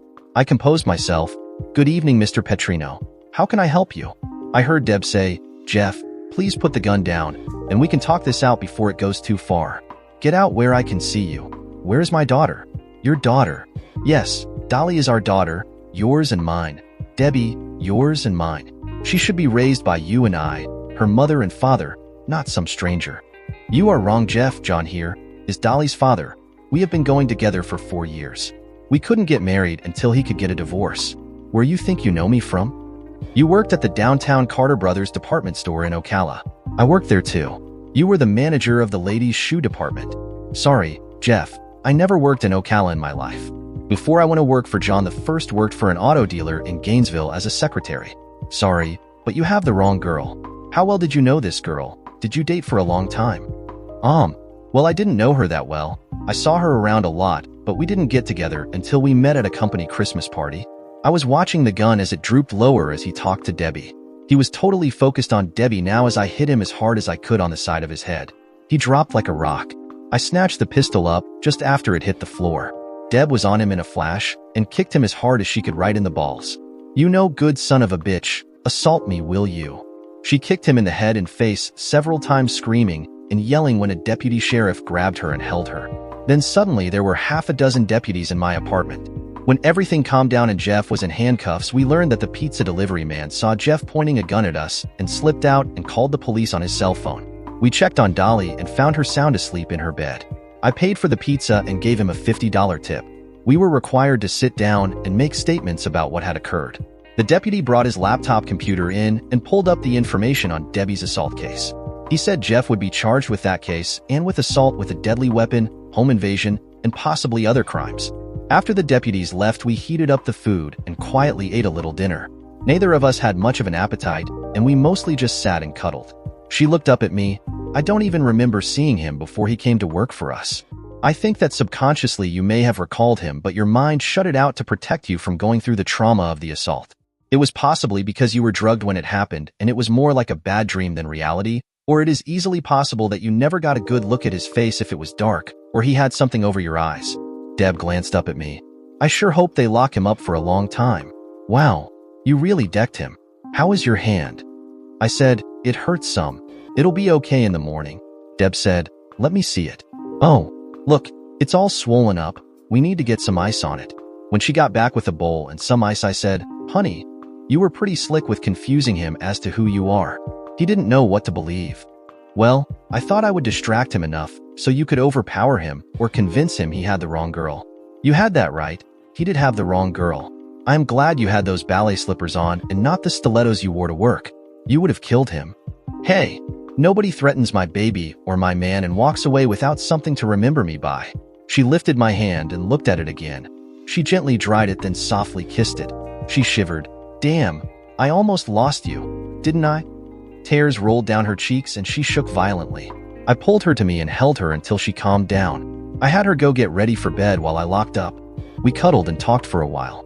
I told her to research both of us getting concealed weapon permits. I also asked her to call a local martial arms place and see if there were anything they could recommend that we could carry until we got our permits. I was especially worried about something she could use. She was so beautiful, dainty, and small she appeared to be an easy target. She said she knew of a place near Melrose, where she grew up. We went to bed and cuddled and caressed each other until we fell asleep. My hand bothered me until I got up and wrapped it with an ace bandage. I was just starting when a little pair of hands took the bandage from my hands. Honey, you can't do that right by yourself. Here, let me do it for you. She wrapped it lightly, but firmly, and it made big difference when I tied to sleep. When I bumped something with my hand, it didn't wake me up. The morning I thanked her profusely for helping me. She grinned. John, my dearest husband, you must learn to let me help you more. Every time you bumped your hand, you groaned and woke me up, and I wake up anytime you get out of bed. I just adore doing things for you. So please let me help. Okay. I was a bit hampered by my hand, but because most of my CAD inputs are touchscreen, I was not slowed down much. My sweet wife checked on me every half hour and rewrapped my hand every so often. She said she had both of us scheduled for a concealed weapons course at a local gun shop at 4 p.m. for the next 5 days. I asked if she had ever fired a gun. Yes, Uncle Bill taught me to shoot a revolver and an automatic pistol. I have shot rifles and shotguns too, but mostly pistols. I have shot .22s, .38s, 9mm, and .45s. I have shot a .44 Magnum too, but I am not good with it. It's too heavy for me to hold up for very long and I hurry my shots. I do like the power it has though. I guess I'll have to get some pointers from you. Bull John. I saw that picture of you when you were a Marine. You were so cute and had a chest full of medals including marksmanship medals for both rifle and pistol. I wasn't snooping around. I was looking for an envelope and saw it in the middle drawer of your desk in the den. There is nothing in our house you can't see. It is our home, and I have no secrets from you. At least none that you will ever find, I hope. Damn, now I will have to search every nook and cranny. Search all you want. She looked at me for a minute, then smiled. Baby, I know you. You are a terrible liar. You just can't look me in the eye if you are fibbing, even when you are joking or teasing. I love that, and I love you with all my heart. In the morning after we were ready for work, I took Debbie into my den. I showed her my wall gun locker hidden behind the false wall in the closet. There were over 20 guns hidden there with the ammo to fit each weapon. I told her to pick out one to take to our class that afternoon. Deb surprised me when she picked out an old Ever Johnson 9-shot .22 revolver with a 2-inch barrel. She grinned up at me. Uncle Bill had one of these. I loved it. Then something else caught her eye. She removed a Walther PPK automatic in .380 caliber. She eased the slide back to check if it was loaded. She glanced up at me. Can I try this one too? Uncle Bill had one of these in .32 caliber. What do you think of the .380? I like it better than the .32. They are identical except for the cartridge. I believe that having a gun that is one you like and are comfortable with is more important than the power of the cartridge. Like my daddy told me, he had an old master pistolier who told him, if you shoot the perp in the left eye, it don't matter none if it is a .22 or a .45, he is dead. A miss with a cannon shot don't hurt him none at all. He was the sheriff in the town of Beeville, Texas in the early 1950s and carried an Ever Johnson just like that one as an off-duty weapon. He had a bunch of reasons he liked it. He said it was lightweight. Extra ammo didn't weigh much either. It didn't cost a quarter as much to practice with. He said you could put the pistol around a corner with your nose up against it and touching the back of your hand and shoot without danger to your nose from the recoil or a slide breaking it. Those are some things to think about. I agree that accuracy is the most important thing. If you hit someone in the face, it is bound to be more effective than just the noise. We left work early and went to drop Dolly off at Grandma's house and then to the martial arts center and met the owner. We told him of our experience and of the fact that we had Dolly, a typical toddler who had her little fingers and everything. We wanted some sort of self-defense protection that was compatible with small children. Locked-up guns are not quickly available. He showed us an item called a self-defense baton. The one he liked the best is an innocent-looking item that appears to be a slim flashlight about 8 inches long in a belt case. A snap of the wrist extends it to 21 inches long. He offers a 1-hour class that teaches everything you need to know about it, including hands-on demonstrations. We purchased 2 of them and arranged for the class the next week. At the gun shop, the person we talked to said we would have no problem with the written test and with the practical test. We went to the firing range and Deb tried out both guns. She liked the PPKs best, and after half an hour, she could put every shot of the 7-round clip in the black part of the silhouette targets at 10 and 15-yard ranges. We bought her a clip-on holster for the Walther.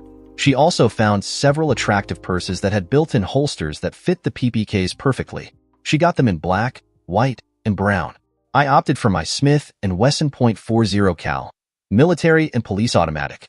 I already had shoulder and belt holsters, but bought a fanny pack holster I liked. We left with the study material for the concealed weapons course. We went back to pick up Dolly and had to show Granny and Uncle Bill what we bought. Bill liked the batons and said he had something similar he carried in his car for self-defense. He showed me a piece of 3/8 inch steel rebar with a small nut on one end and 2 larger nuts on the other end. Between the nuts was a rusty piece of steel between 2 washers. Everything was covered by light rust. He grinned. That only cost a fraction of those fancy things you bought. If I protect myself with it and have to hurt someone, I can say it isn't a weapon. It is just something I saw and picked it up off of the street to protect myself with. I tried it with threaded rod, but that bends too easily. I looked it over, and it did look like something that fell off of a truck or trailer. Damn good idea. After the incident with Jeff, I had our security people install hidden day and night vision TV cameras at the front and rear doors and in the garage. The monitors were by each door and on the master console. I made Debbie go 3 more times to the shooting range. The owner said he thought Deb was an excellent shot already. I said I had something more to teach her. When we were set up on the range, I had her put her PPKs in her purse and hang the purse over her right shoulder. I stood her on the firing line and put the target about 10 feet down the range. I told her to take the gun and point it at the target. She started to pull the pistol out of the purse. "No," I yelled, "shoot through the purse. Just point and shoot." She did. She missed. I let her remove the gun from the purse and made her shoot holding the gun down where the purse would be. She got a hit on her third shot. After 3 boxes of ammo, she could hit the target with the gun in a plastic grocery bag down by her hip, even when facing to either side of the target. She had learned the art of point shooting. I moved her back to 20 feet, and she still hit the target most of the time. I went and got the owner. The gun was in her purse. I stood her on the firing line with the target at 5 yards. I turned her so she was facing well to the left of the target. I said, "Rapid fire. Fire at will." She fired 6 shots in groups of 2 shots, with less than a second between groups. I patted her on the back and flipped the target backlight on. "Wow," gasped the owner. The holes in the target lit up. All 6 shots were in the kill area of the target. She looked up at me sorrowfully. "My purse is ruined." "Well, I ruined it anyway. I took out the silk lining on that side of the divider and put all your stuff on the good side. You need to buy similar purses and have them altered. If you are all dressed up in an evening dress and carry a little tiny clutch purse, or something, you will have stick by me for protection." She smiled up at me. "I always look to you for protection. You are my hero." The shop owner said, "Can he shoot that good?" Debbie looked at him. "He puts that S&W .40 in a plastic bag and does that good at twice the distance. Never bet against him at shooting, darts, or pool. He is just uncanny." She smiled up at me and said, "There are other things he does that I can't tell you about that are unbelievable too." I know I blushed because he looked at me and laughed. Now that is what I call a testimonial, and from the smile on her face, I believe her. We both aced the written test and received our permits in the mail several weeks later. We continued to go to the shooting range about once a week for several months, then slowed to once a month. My sweet little wife was deadly with the point shooting out to about 10 yards. If she took her time and aimed each shot at 25 yards, she put 80% of her shots in a 1 11/16 number 10 center circle, 45 centimeters, and the rest of them would be in the number 9 and number 8 rings. She consistently shot 30 round scores in the 280s and 290s. I was very hard-pressed to keep up with her. I think she got better than I am at point shooting. I suspect that she starts missing now and then on purpose so she doesn't beat me. Whenever we pass close to the gun store, she insists on stopping to fire a few rounds. She still carries the first purse I used to teach her point shooting in the trunk of our caddy. The front end of the purse is now cut away. The owner clears the range for her when she shoots. She would stride up to the firing line in a little sundress and a broad-brimmed sun hat, strappy little high-heeled sandals, and the purse over her shoulder and her hand in the purse. 6 shots would blast out in 3 groups of 2 shots in about a second and a half. She would pull out the empty clip and slap a fresh clip in. The range master would bring the old target in and run out 2 new targets in the shooting lanes 2 lanes away on both sides of her lane. The targets were edge onto her.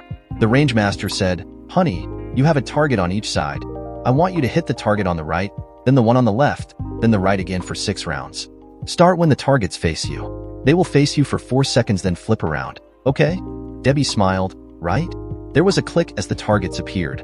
6 shots blasted from her purse as she jerked the purse from side to side before the targets disappeared. She looked down and quickly changed clips again. This is what she had been taught. Never leave your weapon inoperable for even a short time.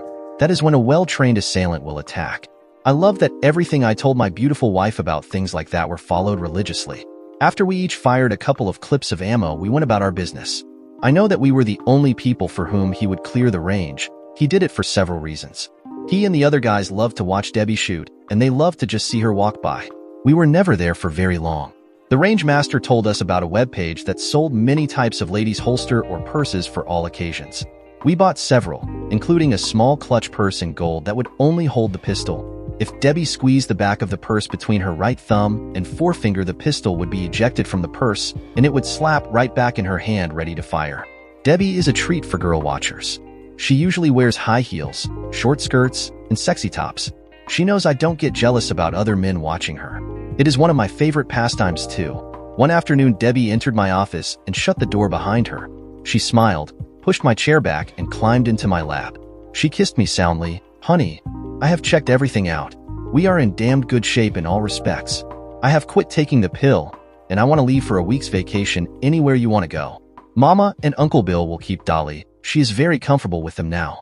Okay, Mrs. Dynamo, organize it. I think someplace tropical, warm, beaches, fishing, and everything. Get us packed and let me know when we are leaving. Well, lover, we are leaving Friday, the day after tomorrow, from Gainesville on Delta Airlines for a week at a clothing-optional adult resort on Grand Cayman Island. We return in 1 week. I couldn't help grinning. Okay, how much is this going to cost? Less than a week's pay should cover everything. I suppose we are all packed and ready. Sure, it was easy. One small bag and my makeup case ought to do it because it is clothing optional. Right. What? I don't believe you. Debbie giggled. Easy, my love. It is clothing optional, but I don't know if I can do that. They assured me the clothing optional part is only in one section of the resort, including a separate section of the beach, a snack bar, and swimming pool. I figured 2 large suitcases and 2 carry-ons.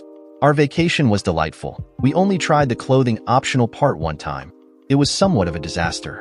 We went to the optional section of the beach and found an unpopulated section and stripped and went in the water. We had fun playing in the water. Then we stretched out on our beach towels and soaked up some rays. We both dozed off and woke up with an audience. One guy walked up and asked if Deb would like to star in an adult film for big bucks. He had a large, handsome guy with him who was stark naked. He grinned and winked at Debbie. The guy said he would guarantee a good wage for a year. I said, my wife is the CEO of a multi-million-dollar business right now. You will have to beat $9,000 a week with a 5-year contract. After that, you would have to talk me into letting her do it. He looked at her, then at me. You are kidding, aren't you? If you mean about how much she makes, I am serious. She actually makes almost twice that much counting perks. The crowd was getting larger, and Deb stood up and put her bikini on. Then she picked up her towel and said, let's go, honey. I stood and pulled on my trunks, picked up our stuff, and we headed up the beach. The corn guy followed us, still talking. Is she really a CEO? She is the CEO of the largest architectural business in Florida. He yelped, gotcha now. My partners and me are having a studio designed at the biggest firm in Florida. I know the name. Who does she work for? She works for Nelson Architectural. Holy shit, that's the right name. When we were safe in our suite, she pulled me around. Can I please do it, Daddy? Can I, hun? Can I? Giggle. You can watch. Giggle. I grabbed her and held her at arm's length. Damn, she was gorgeous. Oh, John, I am so hot for you. Please make love to me right now. All right, but no matter how much you beg, no being an adult queen. No, I just want to be your queen, only for you. I will do anything for you, but just for you. But if you take his offer, you get to screw lots of guys at the same time too. Really? Yep. Oh, that sounds like such fun. You only have to sign one paper first. Really? What's that? Our divorce agreement. But I could never do that. Would you really kick me out? What do you think? She looked at me seriously. Yes, I really think you would. I think it would kill you to do it, but yes, I believe you would. I pulled her onto the bed. Do you want me to go find the corn guy's buddy for you? Wait, I don't think. That is what you said about me, but you tolerate me now. No, I have never just tolerated you. I adore him. He is perfect. Well, maybe just a little bit bigger would be nice. Well, you could audition for the corn guy. He could get that handsome guy who was with him on the beach to try you out. Oh God, I saw him. I couldn't believe he was real. I have never seen one like that before, even in pictures of adult stars. Do you want me to call Dick Clark, our attorney, and have him fax us the divorce papers? I will never sign that, ever. You know I will never touch another man, or let one touch me. I think you just want a job as an adult star yourself. Hey, don't be silly. He saw me nude, with excitement. He didn't offer me a job. Oh, baby, please don't feel bad. It's not your fault you have a normal-sized and not a nice one. She was giggling behind her hand. I got up and walked out of the room. I knew she was teasing, but I felt there was a ring of truth in what she said. I needed to take a walk and clear my head. I was in shorts and a t-shirt, so I walked aimlessly down the paved walk. After I walked a while, I looked up, and I was in front of a resort I didn't recognize. I looked back behind me. That looked familiar, and I hurried back that way. A walk entered from the left, and I saw a couple not far down the walk coming my way. The woman looked very much like Debbie. I sat on a bench along the wall beside the door to our suite. I was in a deep shadow, but I could see them. I heard Debbie say, "Thank you for walking me to my suite. I'm sure John is here or will be soon." I didn't know that teasing him about his endowment would upset him so much. I don't think he is small unless you compare him with the fellow who was with you earlier today. I just know John is perfect for me. I now realize the man is the corn guy. He said, "Hey, every man is small next to him." I hope you didn't tease him too hard about that. That is the worst thing you can tease most men about. It can ruin a man for you if you are not careful. He might be able to perform with other women, but with you, it may be like a cancer eating at his ego.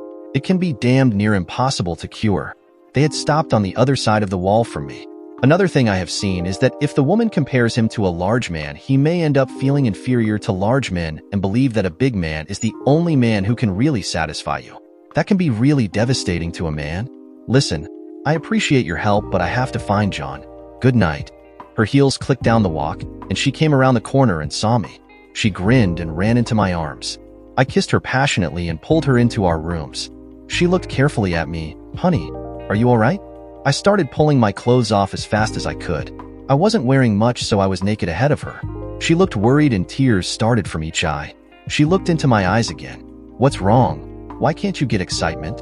I am not a huge guy like you need to please you now. Her sweet face scrunched all up and she cried harder. She was sobbing and trying to talk at the same time. I calmed her down and told her that I had heard what the corno guy had said about how I would react. Her eyes were still wet when she asked again if I were all right. I will do the best I can possibly do given my inferior equipment. We never saw the corn guy again. The remainder of our honeymoon or vacation was quiet and relaxing. We made love at least 3 times a day and often more. We reluctantly left Grand Cayman, but then couldn't wait to get home. We both had missed Dolly very much and had called her every day. The drive from the airport seemed to take forever. Dolly must have been watching for us from a window because was out the door before we were out of the car. She was screaming, "Mommy, Daddy, I missed you." I stood watching the little girl hug and kiss her mother. They were both crying and sobbing. I was crying too, but didn't want to intrude on their moment of reunion. I was bent over getting some presents Deb and I had gotten for Deb's mother and uncle when I heard Dolly scream, "Where is Daddy? Where is my daddy? I want my daddy." Then I stepped up behind her and snatched her into my arms, hugging her as hard as I could without hurting her. Dolly wept as she hugged and kissed me. Debbie was hugging and kissing both of us. Deb's mom and uncle were standing watching us. We eventually calmed down and went into the house. We were told that Dolly had been a perfect little lady while we were gone and that she was always welcome to stay with them as long as she wanted. Dolly said she had a very good time with them, but for us not to leave her again for a long time. Debbie and I promised that it would be quite a while before we did that again. Monday, we were back at work. About a month prior to our vacation, Deb had posted notices that we had an opening for a graduate engineer to check job sites, solve problems, and ensure compliance with our plans. Much travel would be required. She had received over 100 applications with resumes and references. Deb had organized a committee and drafted guidelines and criteria for grading the applicants. Deb and the senior engineers would review the top 20 people. All they were provided on each applicant was their information. They were only identified by a randomly picked number. There were no names, sexes, marital status, ages, pictures, or any other irrelevant information. We acknowledged that many of those invisible items have a large bearing on how they would perform in the job. For instance, a very attractive and very young woman would be a riskier candidate for this traveling job. We were down to the top 20 people. There were 4 of the selection committee looking over the files on these top 20. These files were complete with all available information, including name, age, sex, picture, etc. Each of the committee took 5 files and were to rate the 5, picking the top 2. That would get us down to 10. After that, I would review all 10 of these and rate the top 4. Each of the others would do the same. We would combine the results, averaging the grades, and see what we had then. We felt that all this would give us a workable number to interview. I would decide ties or other problems and I had the final decision. It was an unspoken fact that Debbie had tremendous influence on my decisions. I trusted her instincts in most cases. It came down to 2 candidates. The top person was a very attractive young woman with a master's degree in engineering. She was engaged to be married and was currently employed as an assistant professor at Georgia Tech. She stated that she had no problem with the travel requirements. The number 2 candidate was a tall, well-built young man named Jamal Washington. He had high academic grades and excellent recommendations from his previous employers.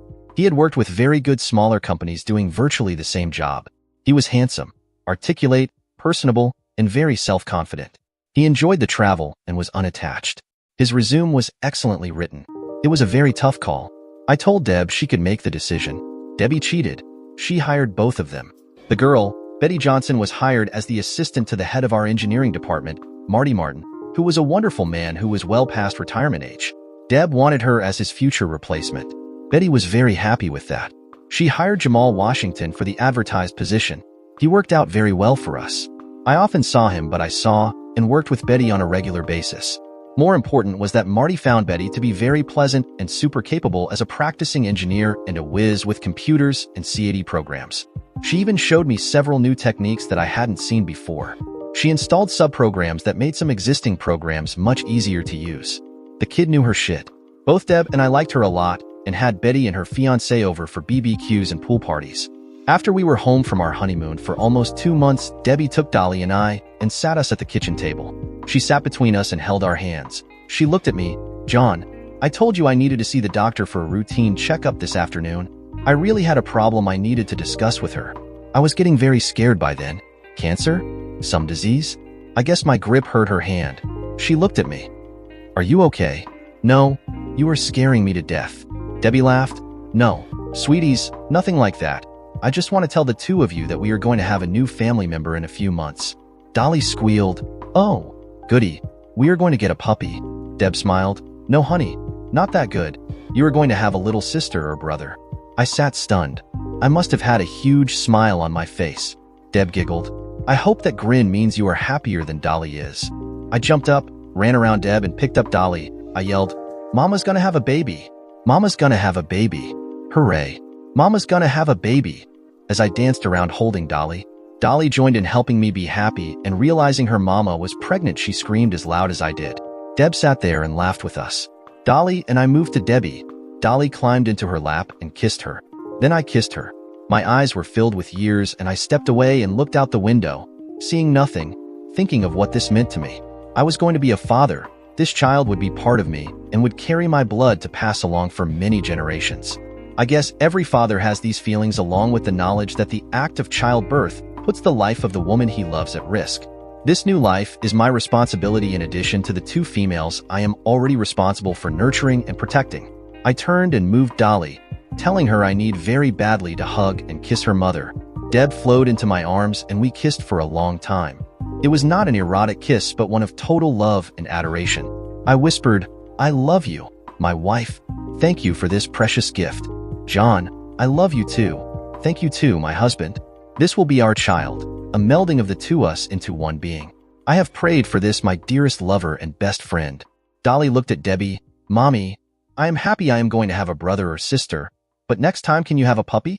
I placed my hand on Deb's belly. It was still perfectly flat. She giggled. "No, dear, I am not showing yet. I am over 2 months along. I have a few months before I show. Will you go to birthing classes with me?" "Of course, I will gladly go anywhere with you, my love. I really don't need to go, but I think it would be helpful for you to learn about the process and what to expect." I totally agree. I am very ignorant about exactly goes on. Naturally, I have a rough idea, but I need to learn more.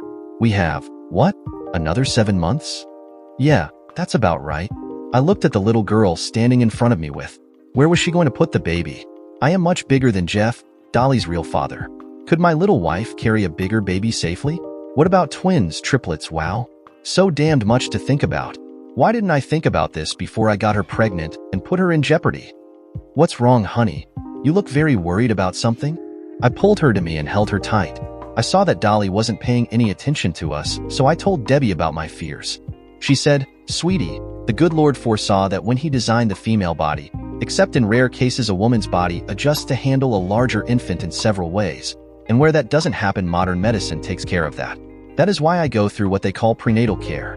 My doctor will monitor the size of our baby and examine me, and make sure my birth canal is big enough to handle the baby. If it isn't big enough, there are several options. They can induce labor so the baby comes earlier, before it gets too big, or they can take the baby by cesarean section. That is where they surgically remove the baby through the tummy. It is done hundreds of times a day with no problems. Not on my love, it isn't. I am terrified." Dolly said, "What's wrong, Mommy? Why is Daddy crying?" "Oh, honey, everything is fine.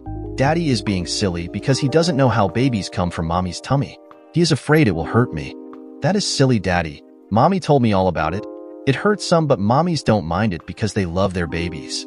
Deb grinned and nodded, as if to say, "See, nothing to worry about. Even Dolly knows that. Daddy loves us very much, sweetheart. He tries to not let anything hurt us at all, even if it is a good hurt." Dolly looked at me, then at Debbie. He is a very good daddy, isn't he?" "Yes, dear, he sure is." We all hugged. A couple months passed and I could see a slight curve to Deb's belly. I think she was pleased about that. She insisted that this pregnancy was 100% better than the one with Dolly. Then she went through it alone and was scared to death. This time she had a wonderful husband to take care of her every need. She was even happier than normal. If she had the expected morning sickness, I never knew it. There was even a glow about her that everyone remarked about. She had trouble getting her work done because everyone in the building was so solicitous of her. No one would let her lift a thing or open a door. They all ran to assist her with anything she did. Everyone stopped her to ask her how she was feeling. She confessed to me that as irritating as it was, she realized that it was because people genuinely cared about her. She said it was totally different from last time when people avoided her because she was an unwed mother-to-be. Debbie told me that she even bought a cheap ring to wear to avoid the looks. Then she threw it away because she thought it was a lie. She felt she had done nothing wrong and that she was going to have the baby who had done nothing wrong either, and to hell with what ignorant people thought. If possible, she seemed to enjoy physical contact with me more than ever. She couldn't be hugged or kissed enough. I kind of thought it was cool too. No matter where we were or what we were doing, she wanted to be touching me. I loved it. Debbie was 7 months along and was obviously pregnant when we decided we would leave work a little early and stop by the farmer's market for some fresh vegetables for a cookout for the company that weekend. She said she was going across the street to the bank to get some cash to use at the market because they only took cash. Dolly and I were to pick her at the bank. I was putting Dolly in her car seat when I heard the shots from across the street. I instinctively drew my pistol as I shut the door and looked across the street. I saw Debbie standing on the curb calmly exchanging shots with 3 men who were trying to get in a car. I saw 2 of the men go down when the car jumped toward Debbie. I snapped to 4 quick shots and the driver disappeared. Then I couldn't see Debbie. The car slowed and hit the curb, then hit a tree. I ran across the street and saw Debbie lying in the grass beside the car. She was struggling to try and get up. I checked her out and helped her up. She said she was fine, and that she had tripped getting out of the way of the car. There was still screaming coming from the bank, so I headed that way. There were more shots from the bank. I stopped and looked around the corner and through the glass doors. One was shattered, glass covering the sidewalk. A bank guard was on his stomach in a pool of blood, but still holding his gun, pointing at a man holding a woman in front of him and pointing his gun at the guard. I wished I had the little Evair Johnson .22 revolver instead of the S&W, but I didn't, so I stepped to where I had a clear shot and put a shot in the robber's head. He dropped his gun and fell to the floor. I ran to see if the woman was all right. Someone screamed, "There is another crook behind you." I turned and dropped to the floor. I heard 2 quick shots from behind me, and a man rose from behind a desk holding a gun. There were 2 more shots and he staggered. I put 2 more shots in his chest, dropping him. Debbie pulled me around and asked if I were all right. I asked her the same thing. She said, "Hell no. I ruined a new pair of pantyhose and a good purse." I checked and found nothing else wrong with either of us. Then the police arrived and Debbie and I surrendered our weapons. The bank manager ran over and told the police that we had saved many lives with our actions. 6 customers had been shot. Only 1 died. 5 of the robbers were killed. The police officer in charge permitted Debbie and I to leave the scene and take care of Dolly. The little tot was quite upset by all the noise and excitement and by our absence. I got permission to send Debbie and Dolly back in our building to wait while things were sorted out. I was questioned extensively, then was able to stay with Dolly while Debbie was questioned in our own offices. Debbie remembered that our security cameras should have recorded most of what went on across the street. As it turned out, the pictures showed the whole scene very clearly from start to finish. Along with the exterior and interior recordings from the bank, the detectives got excellent coverage of everything that occurred. I finally was permitted to take my family home, where we tried to wind down. I tried to be calm when I chastised my sweet wife for getting in a gun fight with the robbers. I told her she had put her and our unborn baby at risk. Unfortunately, the TV came on with a breaking story about the heroic husband and wife team that had saved many lives and stopped the bank robbery. Debbie was giggling about how funny we looked, falling all over ourselves trying to avoid the car and not getting shot. Her giggles soon dissolved into tears with the realization of how close things really were. I tried to comfort her, but we ended crying together and comforting each other while we watched the story unfold on a national news program. I switched to several different channels, and we were surprised to find all the stations were covering the bank robbery. We saw a shot of a number of TV vans in front of our condo. The phone started ringing. It was a reporter from Fox News wanting an interview. I advised him that we had been told by the police that until the preliminary investigation was complete, we were not to grant interviews. Our phone was soon busy as our friends started calling to congratulate us on what we did. Later the next morning, a group of people from the sheriff's department, led by the sheriff himself, came by the house and showed us the combined views from all the security cameras involved. There was very clear shots of Debbie stepping out of the street as the robbers exited from the bank. You could see Debbie's right hand dive into her purse. Flames shot from the purse instantly. She dropped 2 of the robbers. The third was knocked off of his feet. All 3 of the robbers were shooting at Debbie, and branches and leaves were falling around her as they were clipped off the tree above her head by bullets. The other crooks tried to exit the bank, but Deb's next shots wounded one, and they ran back in the bank. I appeared about then with gun in hand. The getaway car entered the scene. I looked very calm as I pumped shots into the driver, who later died. Debbie was calmly reloading.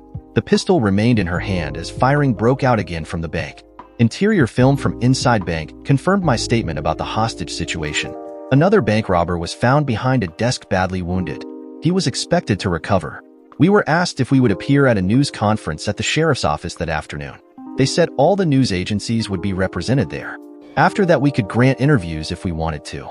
The sheriff himself was really incredulous about Debbie. He couldn't believe that a really gorgeous, young, tiny, innocent-looking, pregnant mother could stand and exchange shots with a gang of bank robbers and win. I assured the sheriff that my lovely wife was the most amazing woman I had ever met.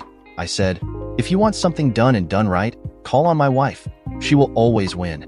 The big grin never left his face. He said, "As a general rule, I do not approve of private citizens getting involved in armed combat. It is very dangerous to all concerned." This little lady did everything exactly right. As best we can determine, she didn't miss with a single shot, and that is with bullets whizzing past her ears. Not many highly trained deputies could do that. I can't believe this little girl fired 7 shots, reloaded and fired 7 more shots and got 14 solid hits. He looked at me. "You did almost that good yourself. You didn't fire as much, but you didn't miss either. What do you two do? Practice all the time?" "No. We each fire once a month, 24 rounds each." "Wow, that's not much." "No, Deb is a natural. Don't bet against her at darts or any other hand-eye coordination game." "You say she is a mother. She can't be old enough." "Actually, she'll be old enough to drink pretty soon." The next few months were difficult for us. We were in great demand on talk shows and news shows. Everyone and his brother wanted Debbie to endorse things, from hair products to diapers. I had to get nasty and restrict her activities as we neared her due date. Deb had trouble turning down people who wanted her to appear on shows, and I was the mean and nasty guy who wouldn't let her do it. I wouldn't let her schedule anything for a week before and for 3 weeks after her due date. I went so far as to cut off her communications with everyone but family. I wouldn't even permit her to answer a phone. Close friends and family would call on my cell phone, and I would put her on. She still insisted on going to the office right up to the time she went into labor. She still carried out her daily schedule, which I had her modify, so that the different department heads came to see her in her office. Jamal Washington was always her first appointment in the morning. He always wanted to get his instructions directly from her. After our baby boy was born, Debbie and I took several weeks off. I wanted to be very involved in my son's care from the very start. I bathed him, changed him, burped him, and held him a lot. When we went back to work, we had his portable crib in Deb's office so she could take care of him. He was an easy baby to care for. He seldom cried and loved everyone. He would smile and laugh at anyone who paid attention to him. I would often look through the door to Deb's office and see her nursing Johnny, yes, he is John Jr., while she worked. One morning I was late getting Dolly settled in at the daycare and entered Deb's office. On the way to my office, she was feeding Johnny and the small towel she used to cover the baby. She was exposed while feeding the baby while she talked on the phone. Jamal Washington sat not 3 feet away staring at her. I stopped, covered her jug, and walked on. I glanced back and saw Washington smiling. That irritated me. The next week she told me she was going to make her office visits and would be back soon. She said, "If Johnny gets hungry, call me." I said, "Why don't you continue letting them visit you? It's much easier on you." She looked at me, then smiled and said she would do that tomorrow and that she liked to see for herself how things looked in each office. I asked who she saw first. She said, "I always see Jamal first, before he leaves on his rounds." I looked at her quizzically. Why doesn't he see his department head, Marty or Betty?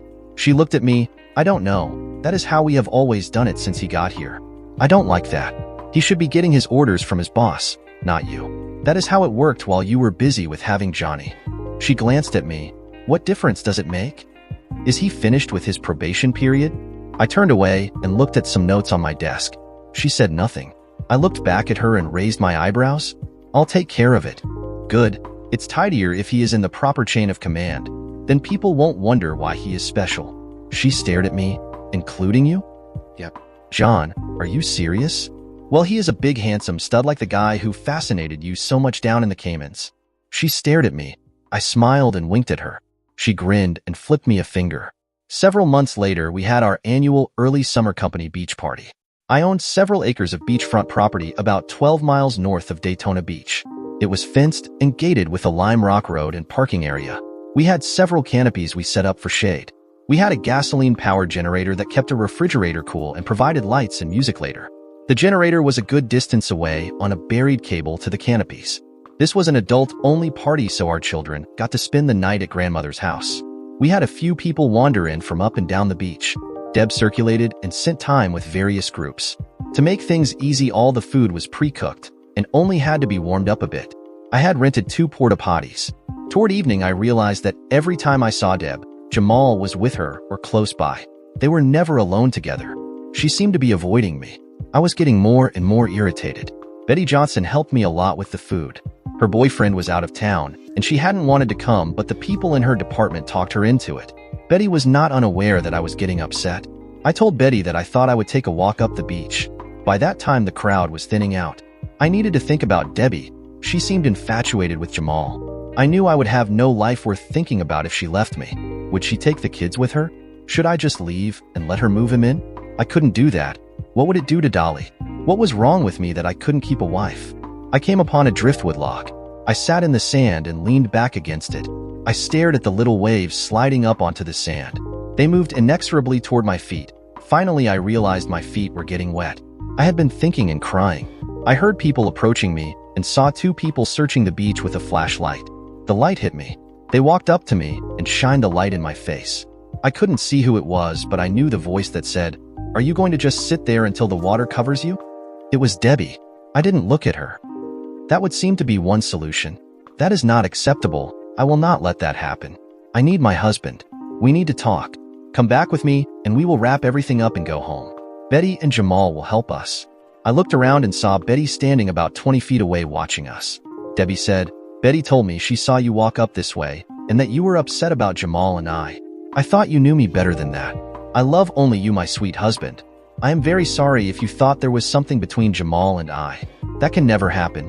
You are stuck with me forever. I have been trying to help him through a bad time. He is in love and is heartbroken because his love loves someone else. Jamal and I are good friends. Nothing more. There is no sexual attraction between us." I glanced at her. That I will never believe unless he is not straight. How did you figure that out? Because every male has a sexual attraction to you, unless he is not straight. Who is he in love with? You. Me? I have never given any sign I am at all attracted to him. I think that he was aware that you always keep an eye on him. I know he misread that interest. You thought he was interested in me and wanted to scare him away from me. Hell, girl, you spend every minute you can with him. What do you expect me to think? I am still not convinced you don't at least lust after him. Ask Betty what everyone thinks. Betty, is John right? I have wondered myself, and I have heard a lot of speculation about it. The girls are all afraid of what it would do to John if it were true, especially after what he went through with Sally. Debbie's hands flew to her face. She sobbed, "No. Oh no. What have I done to my poor husband? I thought he was just teasing me. I didn't know he really thought I cared for Jamal. I was just trying to make Jamal feel better about John. I can understand how he feels because I love John with every fiber in my body and soul. He came to my office every morning so he could see John. He was always near me because that is where John is. He thinks John is the sexiest man he has ever seen." I agree. I looked at Betty and Debbie. "Well, he is kind, cute, you know." They looked at each other and laughed. Betty giggled and said she would fix me up with him. Debbie said, "No way. John only gets fixed up with me. Besides, I know Jamal saw John when John was playing with me at the last pool party, and my husband was a little excited." Jamal was very impressed. I looked at the 2 laughing girls. "Ladies, I do not care if Mr. Jamal is repressed, impressed, or depressed. I am in no manner or form available. I happen to belong to the sexiest female alive. I made some vows and promises to her and to my God when we were married. To the best of my knowledge, those vows are still in effect, and I will never break them." Debbie stared at me for a second, then said, "Betty, isn't that the sweetest thing you have ever heard? The best part is that he is the world's worst fibber. When we go shopping together, I always try on one dress that I know looks horrid on me. I always ask him if it looks good. He will stall and evade giving an answer. If I pin him down, he will say that the color doesn't do me justice or something. If I say I like it, he will finally say, "No, I don't like the way it looks on you." John simply cannot look me in the eyes and tell me even a little white lie. I can't even think of fibbing to him. I can tease him but not really lie to him. I looked at Debbie. "Honey, do you see Jamal as any kind of problem at all?" "No, not really. He could be a small irritant to you, but overall he is not a problem. I will have him get his information from Marty or Betty, and it should work just fine. His work is excellent in all respects. His reports are complete and on time. There has been no complaints about him, and he solves any problems quickly. Do I need to keep an eye on the two of you?" "No, not at all." She grinned. "Just keep an eye on me." "I love that." "Okay, tell him our reasoning about putting him back in the chain of command, and tell him it has a positive reflection on him. Just tell him he has proved that he has completed his probation and that he needs no further assistance from you to do his job correctly, so he will be integrated with the other inspecting engineers and receive an appropriate increase in his pay." Debbie smiled gently. "No wonder I love you so damned much. That is a very simple but thoughtful solution. Leaving everyone feeling good." I laughed. "If you are feeling good, will you make me feel good after we get our kids to bed tonight?" "Honey, you can count on that. It will be my pleasure." Dear listeners, please share your thoughts in the comments section below, and don't forget to like, share, and subscribe.